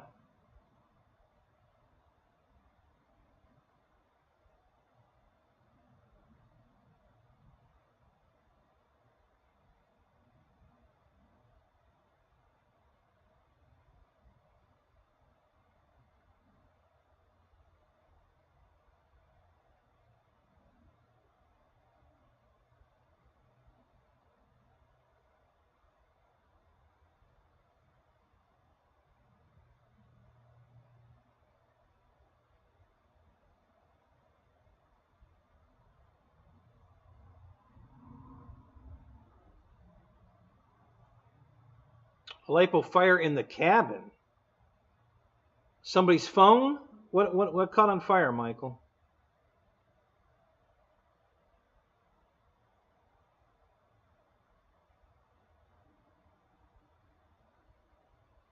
Yeah, Roy, that's tough, man. I can't believe that. Wow. Yeah, that's tragic.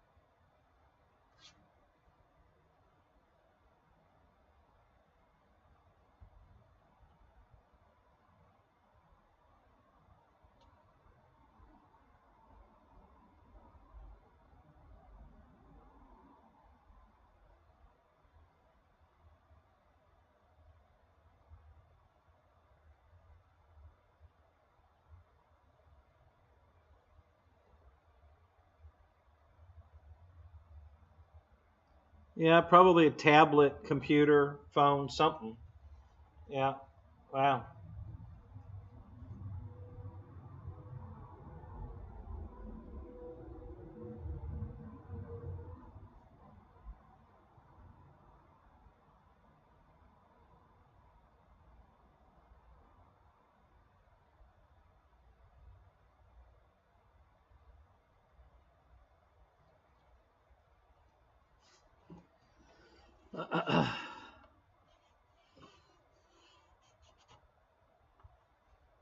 Roy, does your dad ever take a vacation? Would he want to go someplace, maybe neutral ground? You guys could go meet somewhere. You know, take him to Disneyland. You know, something. You know, see if you can get him out of that trailer for even a couple days to see.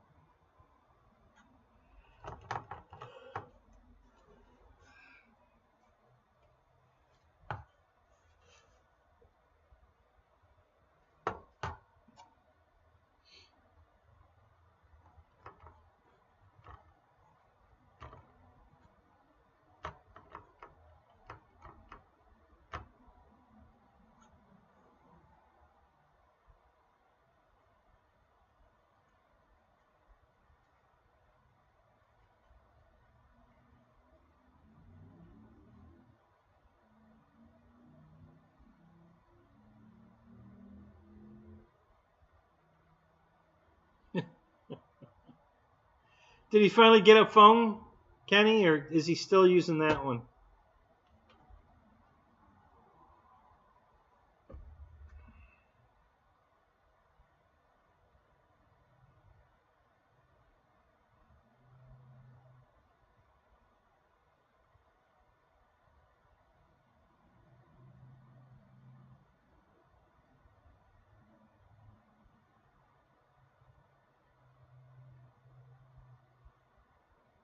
Well, can he bring the horse to your place? It's got to be a stable nearby. If you can't keep it on the property, it's got to be a stable nearby he can keep it at.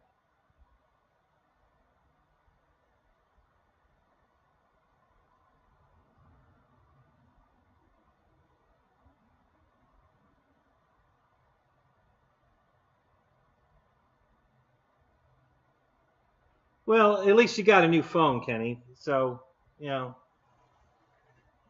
so he's not that stubborn. At least, you know, you got him to go there and buy a phone.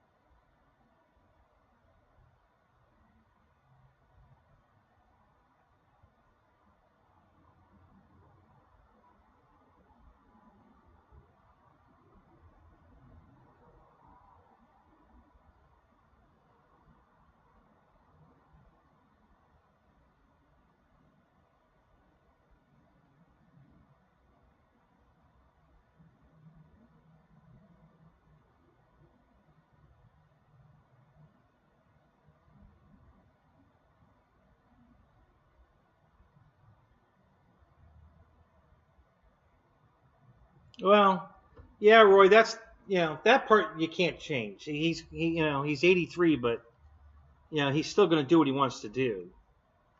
So the only thing you can do is try to support him, however you can help him, you know, keep that dream.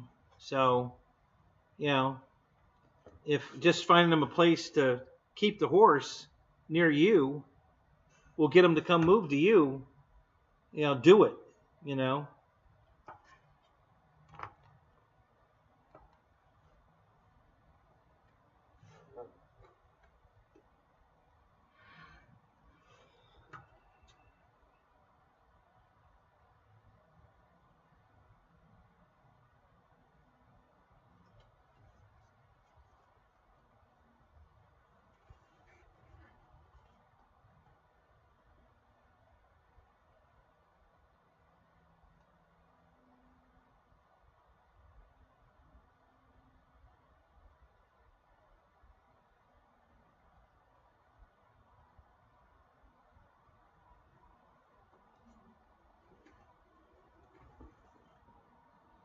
Yeah, that's true. You know, he must be in pretty decent shape, unless somebody else is, you know, saddling the horse for him. And, you know, that's some work. So, yeah.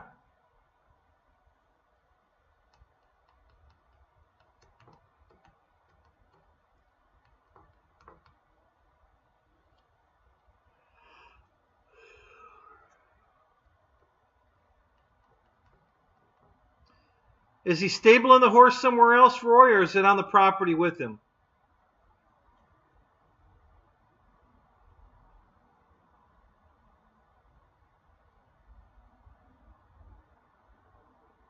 Yeah. Yeah, exactly, Kenny. Yeah, swinging a 50-pound saddle is, you know, for an 83-year-old guy, that's amazing.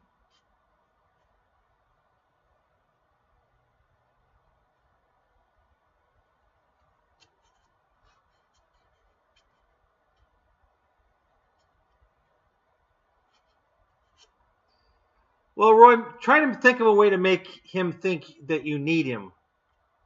You know, come up with something that you need him to be at your house. Because if he's needed, he may want to come.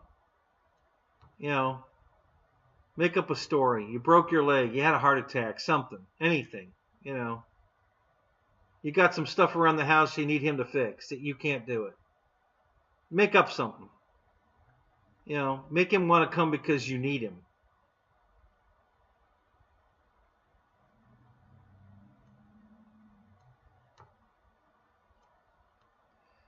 Can you put a horse on your property, Roy?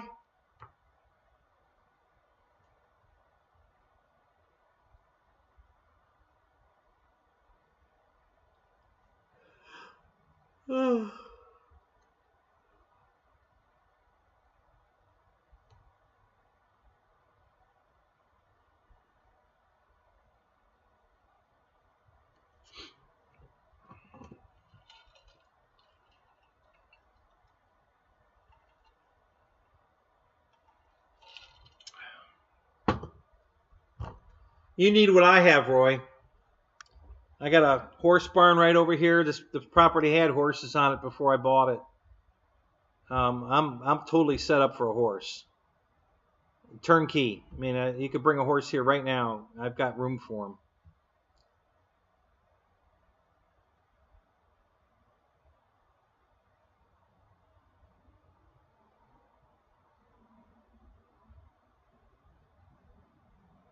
Yeah, I'm sure they do. Yeah, he's right.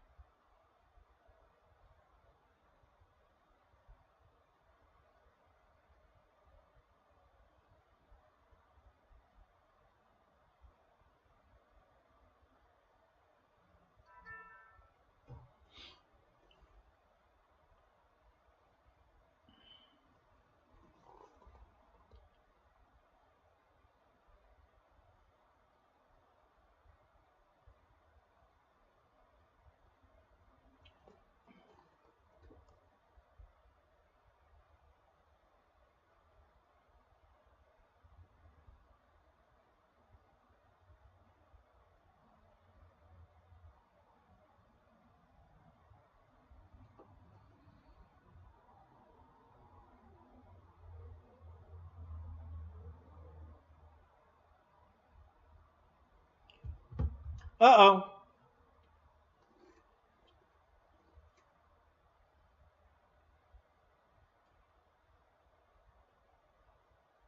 Oh yeah, no kidding, huh? Yeah, Roy, it won't download in the garage. It's trying, but it won't download. I can't get the picture. I'll have to go outside. So changing the subject for a second, Roy. Hey, did Banana do anything for you on your P40?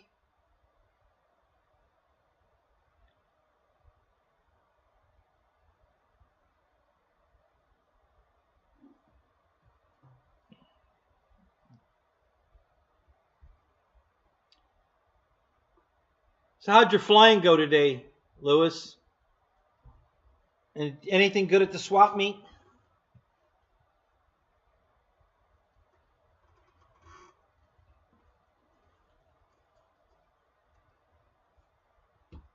Really, they're ignoring you, huh? How long have you had the plane?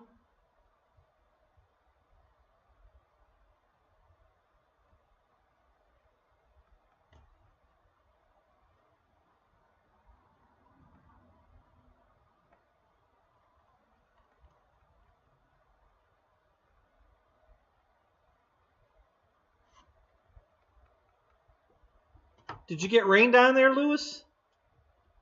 It's been raining here all day.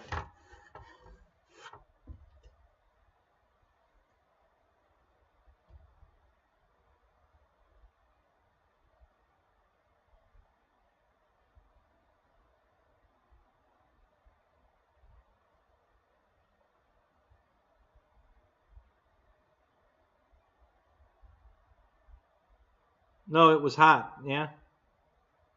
Yeah, it's been raining all day here, on and off. I don't think we got 5 minutes of sunshine today.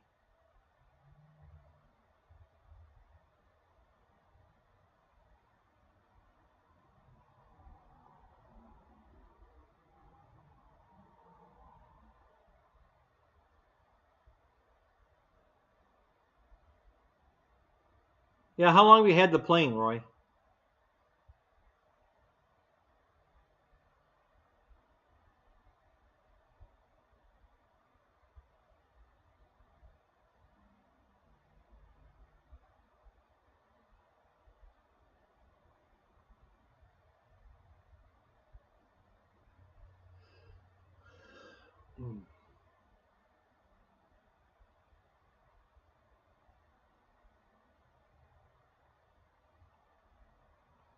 Did you use PayPal to pay for it?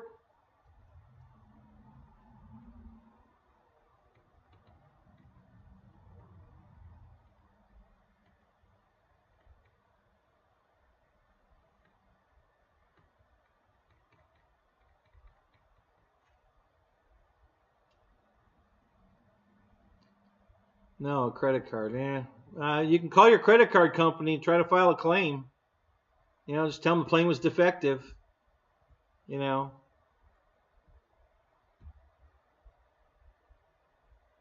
I don't know if they'll do anything for you or not, but you can try. I know in the past, Banana never disputed claims. They don't have anybody to even follow up on that crap. So you automatically get your money back from them because they won't dispute it. You file a claim and they let it go past the 10 days they had to respond, and then you get your money back. So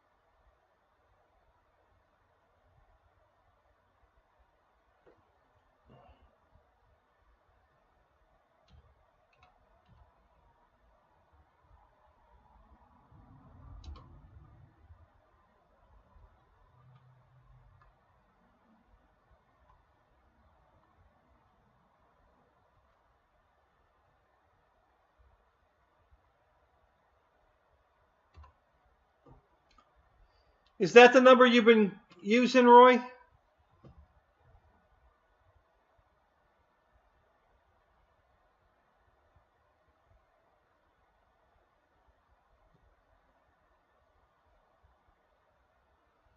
Well, thank you, Roderick. Appreciate that. You've been watching my videos for a while, and welcome to the show. Are you sending them text messages to that number?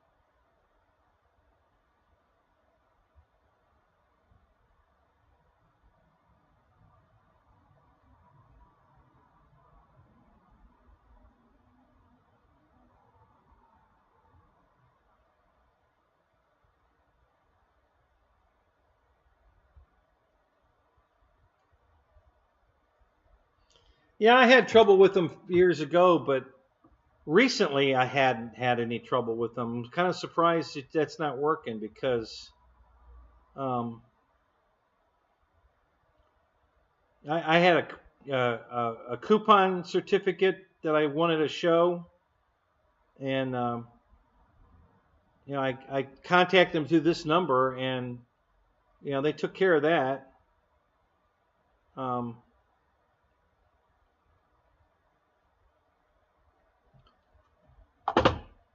yeah, I'm surprised. I'm surprised they're not taking care of you. But you could, I would try call your credit card company, see if you can file a claim. I don't know if it's been too long, but explain to them it's a hobby. You don't take planes out of the box the minute you get them. Sometimes they sit around for a while before you get the chance to build them. Because it's a hobby. You got a life to live. Got to go to work, and then tell them. And then when you flew it, it came apart. It doesn't hurt to make the call. It doesn't cost you anything. A little bit of time, you might get something out of it. So you're in Anchorage. What's the weather like there right now? Are you guys having a hot summer or a cold summer? Or what's going on?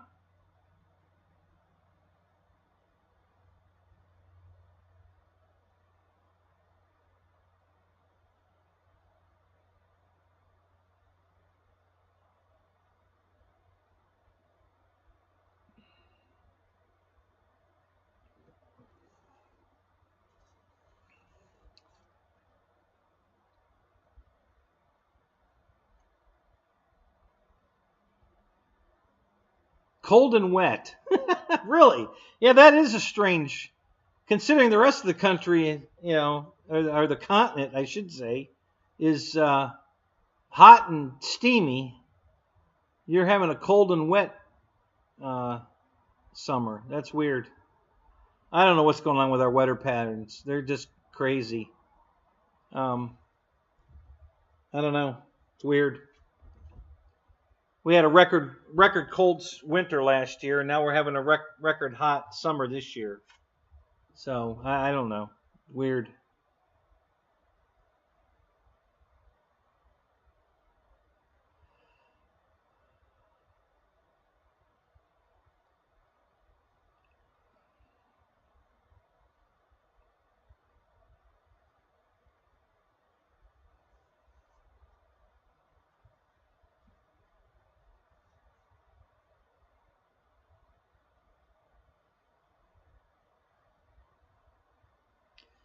It was 90 degrees in May in Anchorage? Really?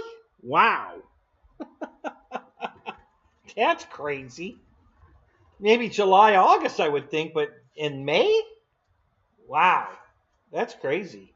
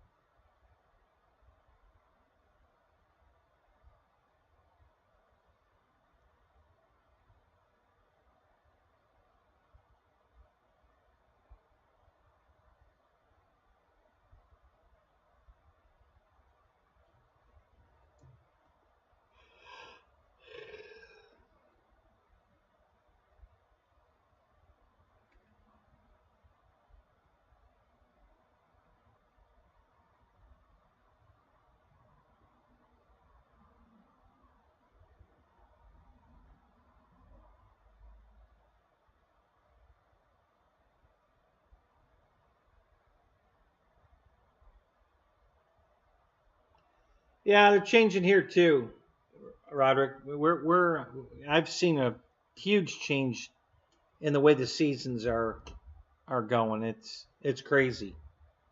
So yeah, I get it. I don't know what's going on, but the seasons are definitely changing. So what are you doing the RC part of this? Are you thinking about getting in it? Have you been in it? You know, what's your RC experience?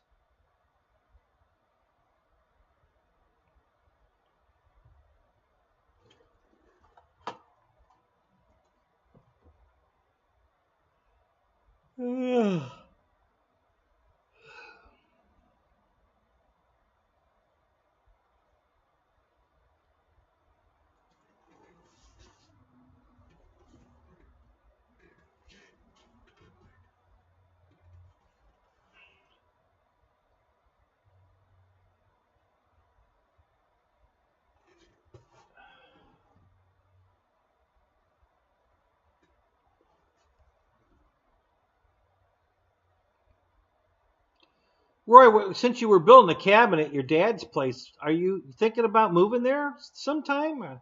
Is that something that could happen maybe a little sooner so you could be with your dad? Any chance of that happening? So you've been scratch building since '09. Well, that's cool. What are you doing now? Have you done anything different? Are you buying some foamies or flying, or what are you doing?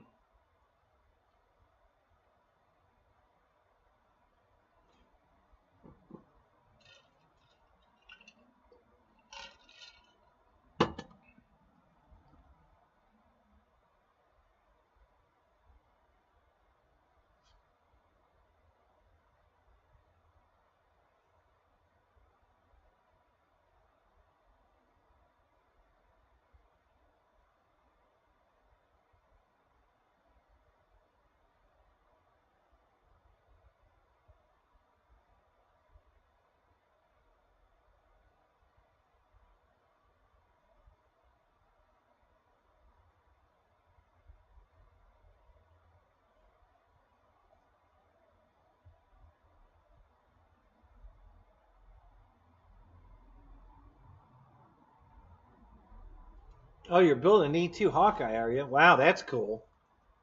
How big's it going to be?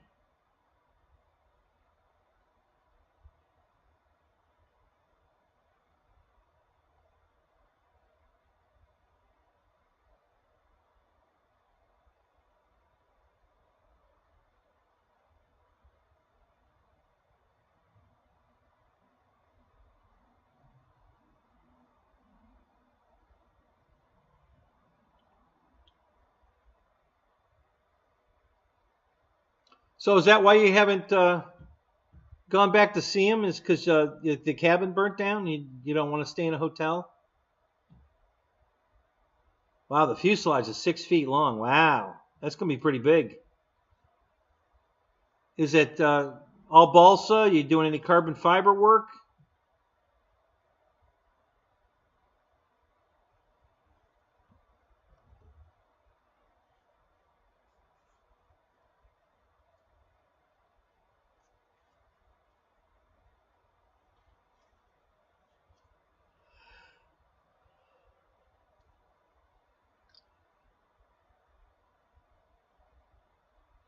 Oh, we'll have to check that out. He's got a YouTube channel. Cool.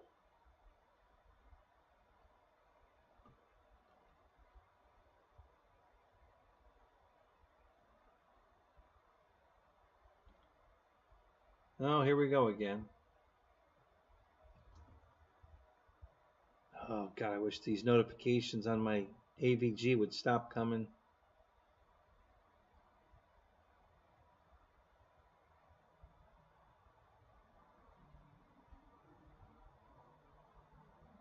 Hmm.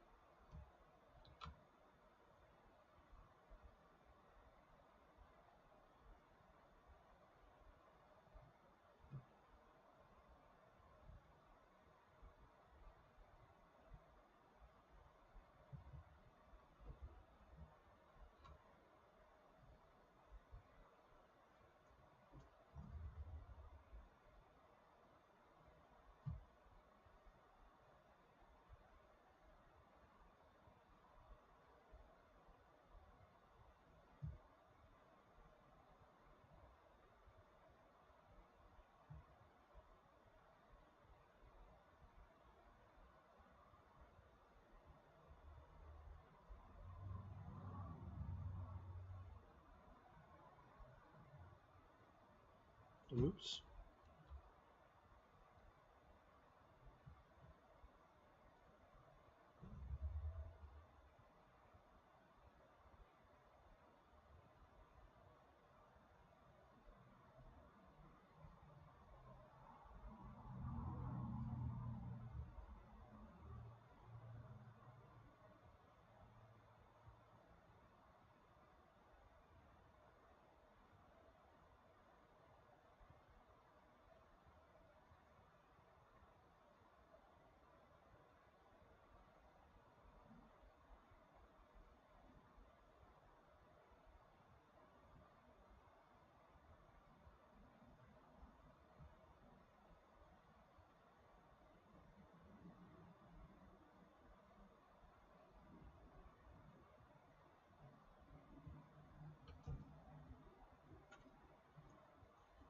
How's it going, YouTube? So I wanted to show you guys some of the projects that I have coming along in the future. So I'm an anime fan. I live in Japan for 8 years, and I grew up basically in Japan. So I've been working on Necross for Robotech, which is this is a Robotech. The beginnings of the Robotech, one of their next.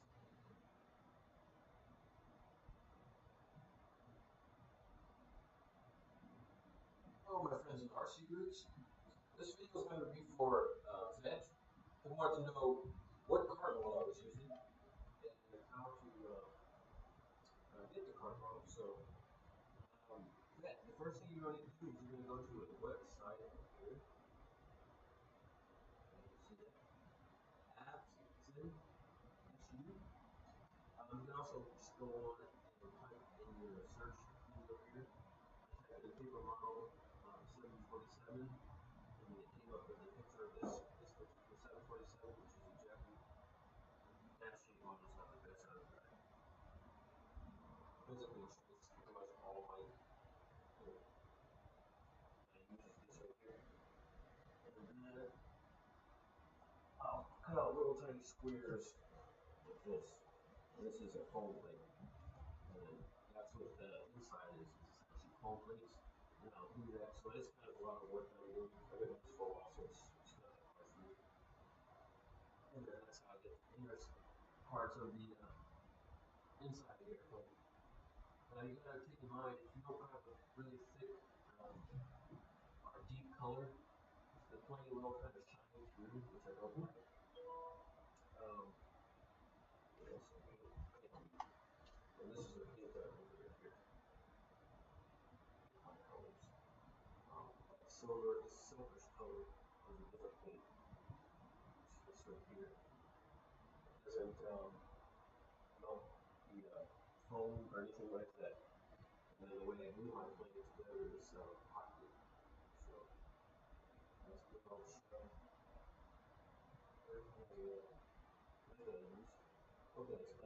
That's cool, Paul. Thank you, man. That's cool.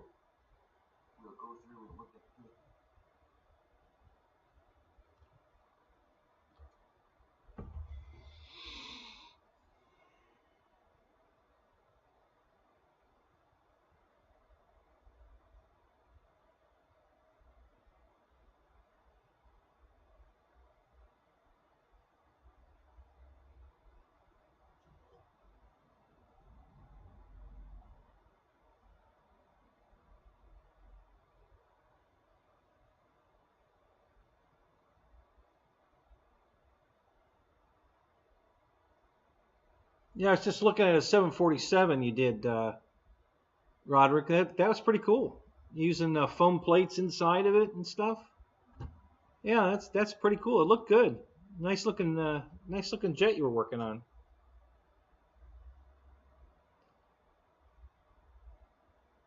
It's coming along. It's more.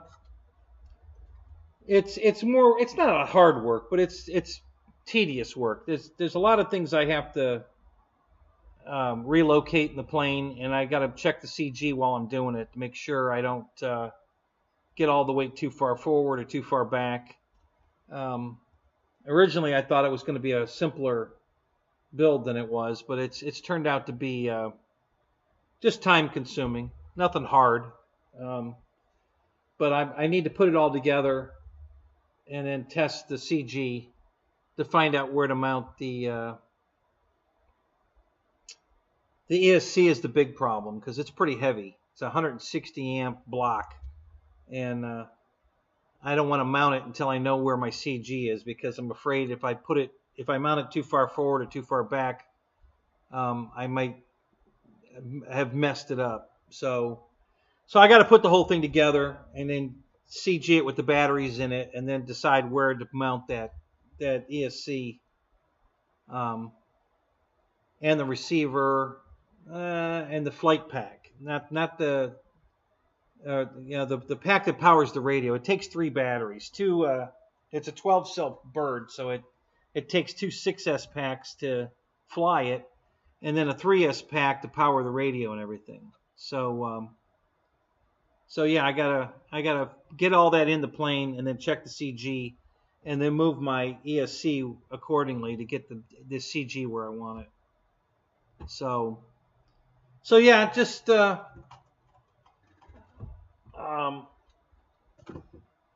little more setup work than I was anticipating. Not a big deal.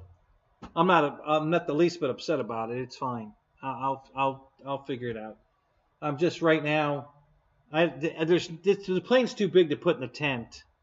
This is all a green screen behind me. I don't know how long you've been watching my show, but I'm in a tent in my gigantic garage, and the garage is so full of stuff now with my ex-wife's stuff in here and stuff. I don't even have room out in the.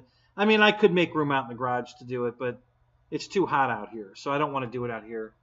So I'm cleaning off my kitchen table right now so that I can put the plane together on the kitchen table, CG it, move the stuff around, mount it, and then we'll be good to go. So, and depending on how tomorrow goes, I could possibly have this thing ready to fly tomorrow. It's so I'm using a product called OBS to do my show, and I've got a 16-man tent. It's a big tent. The garage is 2,400 square feet. So it's impossible to air condition or heat. It's just too big. But the 16-man tent is easy to air condition or heat. So I put a tent up, and I haven't run the air conditioning, and I kind of can. The problem with the air conditioning is the air conditioner pulls too many amps for the extension cord that I have in the garage. I don't have power wired here yet. It's a pretty new garage. It's only a year old. Well, it'll be 2 years old in October. So, heating it's no problem though. So I do this for the wintertime. I get in the tent here, close it up, and then have a small heater in here, and it's fine. But the heat in the summer is too much. So, but that's why I did that. And then I put a green screen up on the middle wall of the tent and project images like this one, or here I'll change the image to something cooler. Hang on a second here. Watch this. Let me go here for a second, and then let me change this to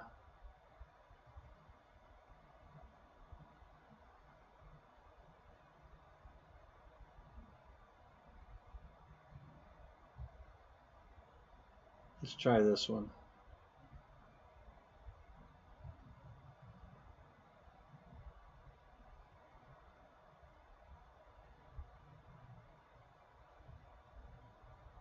Okay.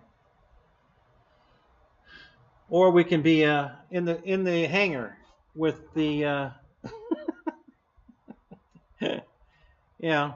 So now I'm out in the hangar. So yeah. So I did this. I don't know how long am I doing this, guys? About a year now with the green screen. Oh, you saw the Star Trek one, yeah. So So this is the TWA Museum in Kansas City, which if Michael Bear is still in here, his shop is right next door to this shop. So he has a commercial airline, private, private jet airline, flying mostly Falcon jets. And so he took this picture next door and sent it to me. So I put this up as a background sometimes too. So yeah, so I can play with the background, and it makes a much nicer look than the back of the tent, which looks terrible. so I did this. I'm using an old version of OBS because they took away. You need what's called chroma key to be able to do a green screen that is this good. A lot of people are doing the green screen without a screen, and if I sit back like this, I would disappear. It would fade away to me. But see here, it really looks like I'm in a hangar. I mean, there's nothing going on weird. I mean, it's literally projecting behind me, so it looks real. So I'm really happy I did it this way. Several of the guys that do the fake green screen, it's not very impressive. So, but yeah. So, and the reason I did, I'll go back to the one I was on before. Hang on a second. Got to make a change here, and.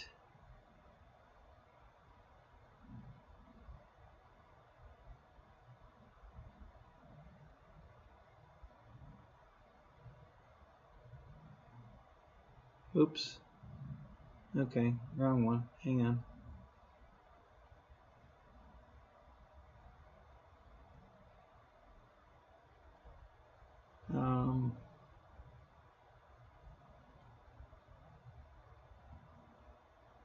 Okay.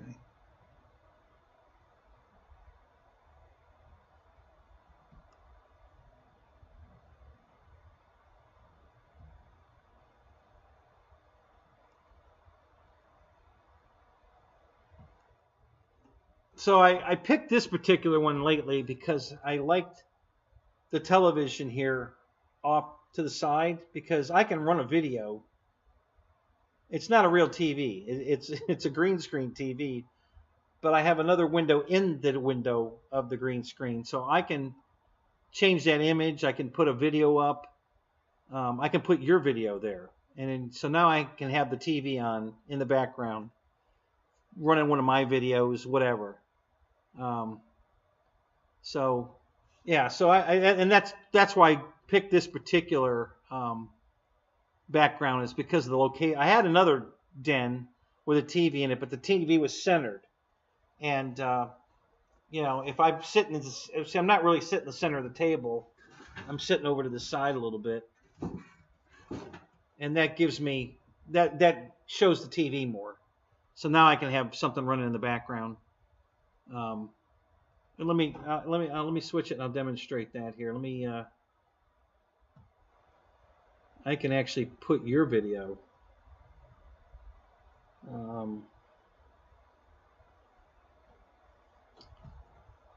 Let me think how I did that here. I gotta get the window capture. Where's that at? Let me find that. There it is. And let's pick something.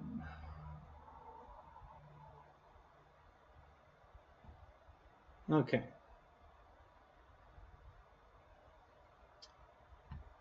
So we'll go click that. And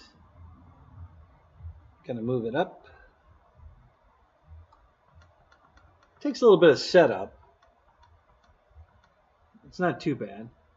Okay, and then let me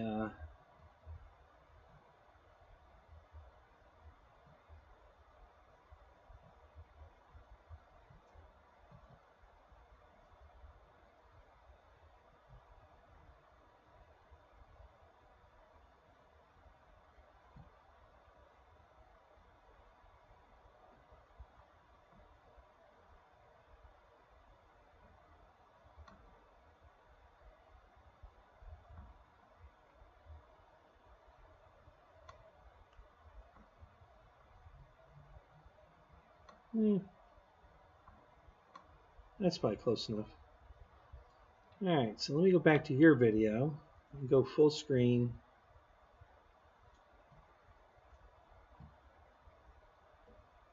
This airplane. So you guys can see I've got all the little things on here. And hang on, I gotta switch to here. Okay. So now I got your video of your 747 playing on my TV, which is not centered. Hang on a minute, let me fix that.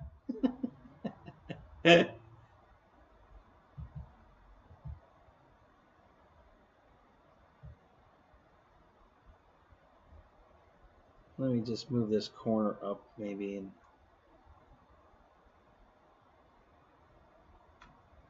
we'll go with that maybe.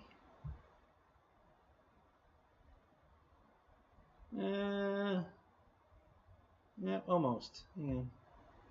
Let me shrink it up just a hair more.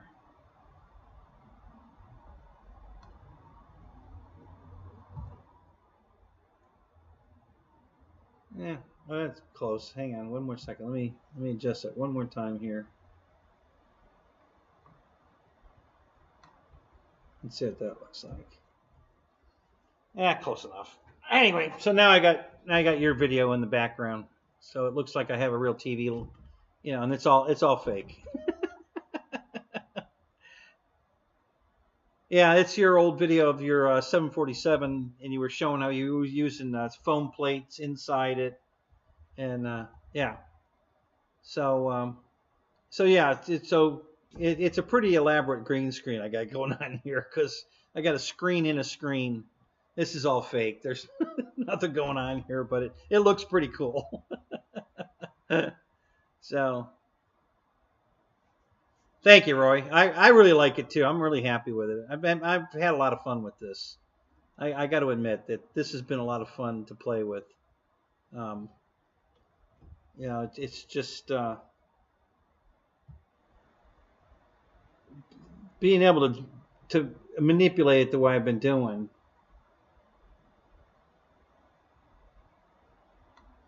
It's just been a lot of fun.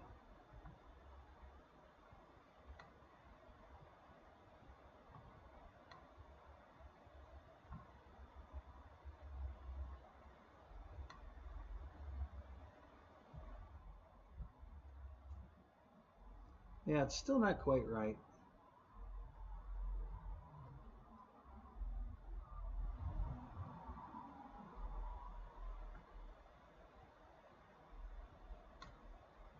Let's try it there. Yeah, that looks pretty good. Now it looks like it's in the middle of the screen. So yeah.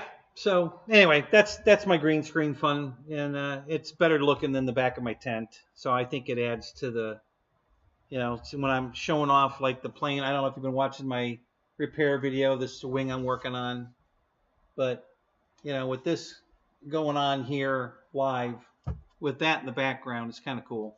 You know, it's a nice looking background. Got a nice, you know, I have options of putting whatever I want on that screen while I'm doing this. So it's just kind of cool. So yeah, it's been fun.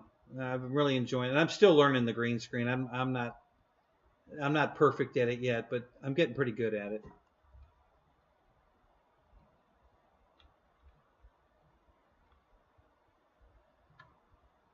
I don't know what happened there.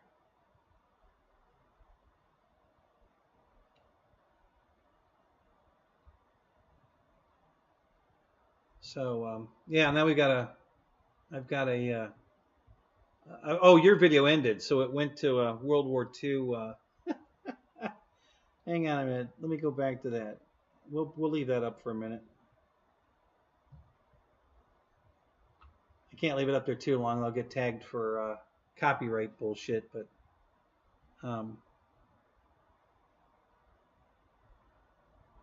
and I don't know why it does that either. It's kind of weird that the sizing changes. But so that's full screen in the other screen, and now we're watching. So this is a live. This is one of those um, wings, history, of the P-47 video it went to on the history channel on here, and so that's going on in the background now. so so anyway, yeah, that's my fun on the green screen. And I can, like for instance, this video, I can just freeze it and leave it as a. And now it's just going to be a.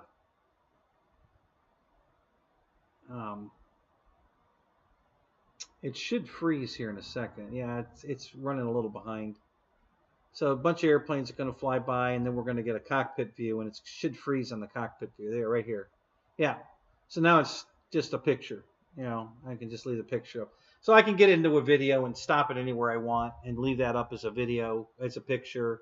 I can just put an image up there, which is what was up there a minute ago, was the jet that I'm working on. This jet.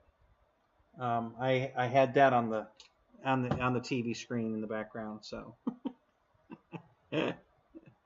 So anyway, but yeah, just having some fun. I enjoy this. It's fun. Love that you joined the show tonight. It's good to have somebody from Alaska. I'm not going to ask a bunch of questions tonight, but come back, because I'd love to talk about Alaska. Never been there. Wanted to go there. So yeah, it'd be fun to have some conversations about Alaska. It'd be fun.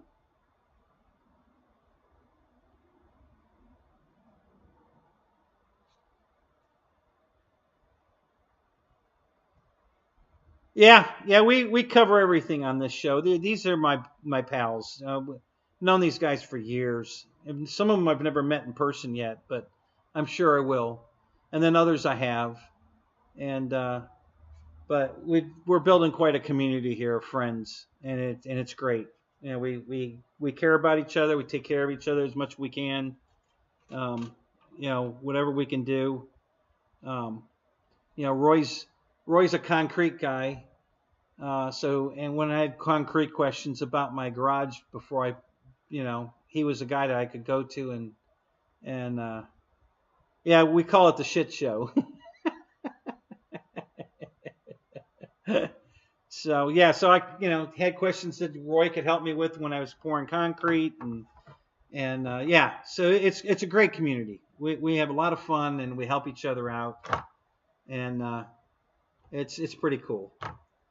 So I'm not going to stop doing it anytime soon. I just enjoy the camaraderie and the fun we have, and never started this to make money at it. I'm certainly not ever going to make any money at it. This is not the platform on YouTube. If you want to make money on YouTube, this isn't where you do it. There's a lot more venues that people will watch, and millions of viewers, not the 1,600 that I have. And so yeah, we poke fun at each other all the time in here. Just so it's a lot of fun. And yeah, so I'm glad you joined. I hope you come back we do this twice a week, Thursdays and Sundays, 9 o'clock. So keep watching my videos. Keep coming to my shows live. We'd love to have you here. You'll have fun too. You can start poking fun with the rest of them. And yeah, it's a good fun time. If you're bored on a Thursday or a Sunday night, come here.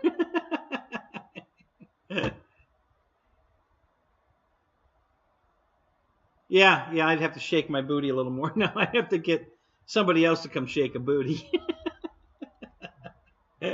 So, anyway, I'm going to call it, guys. Now it's starting. It's time to go to the bathroom, and I'm definitely not coming back out after that. So, but thanks for coming, guys. Glad you're all here.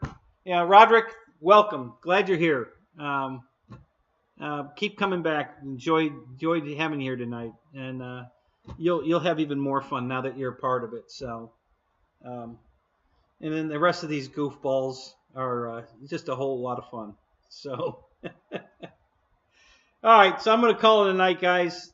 Take care. Thanks for coming. Don't forget to hit that like button on your way out if you didn't already do it. And well, guys, we'll see you. If not before, I'll see you Thursday night. All right. Talk to you later. Oh, right. Also, if you have Real Flight, Roderick, we do a Real Flight that Fred hosts on Monday night. So if you have Real Flight 9.0 or 9.5 or newer, maybe it goes back to 8, I think. Actually, I think 0.8, 8.0 I think works too. If you have that, you can come fly with us. We do a similar, just like this, where Fred hosts the show and the fly-in, and then a bunch of us fly our airplanes in the Real Flight arena while Fred narrates on the show. So that's a lot of fun too. That's what most of us will be there tomorrow night in Fred's show. So if you're not doing anything tomorrow night, 9 o'clock, look for the RC Baron, the red Fred Baron RC. What is it? Is it the Fred Baron RC? That's what it is. It's the Fred Baron RC. So yeah, join us tomorrow night. You'll see us all again in Fred's show. All right. So have a great night, guys. We'll talk to you later.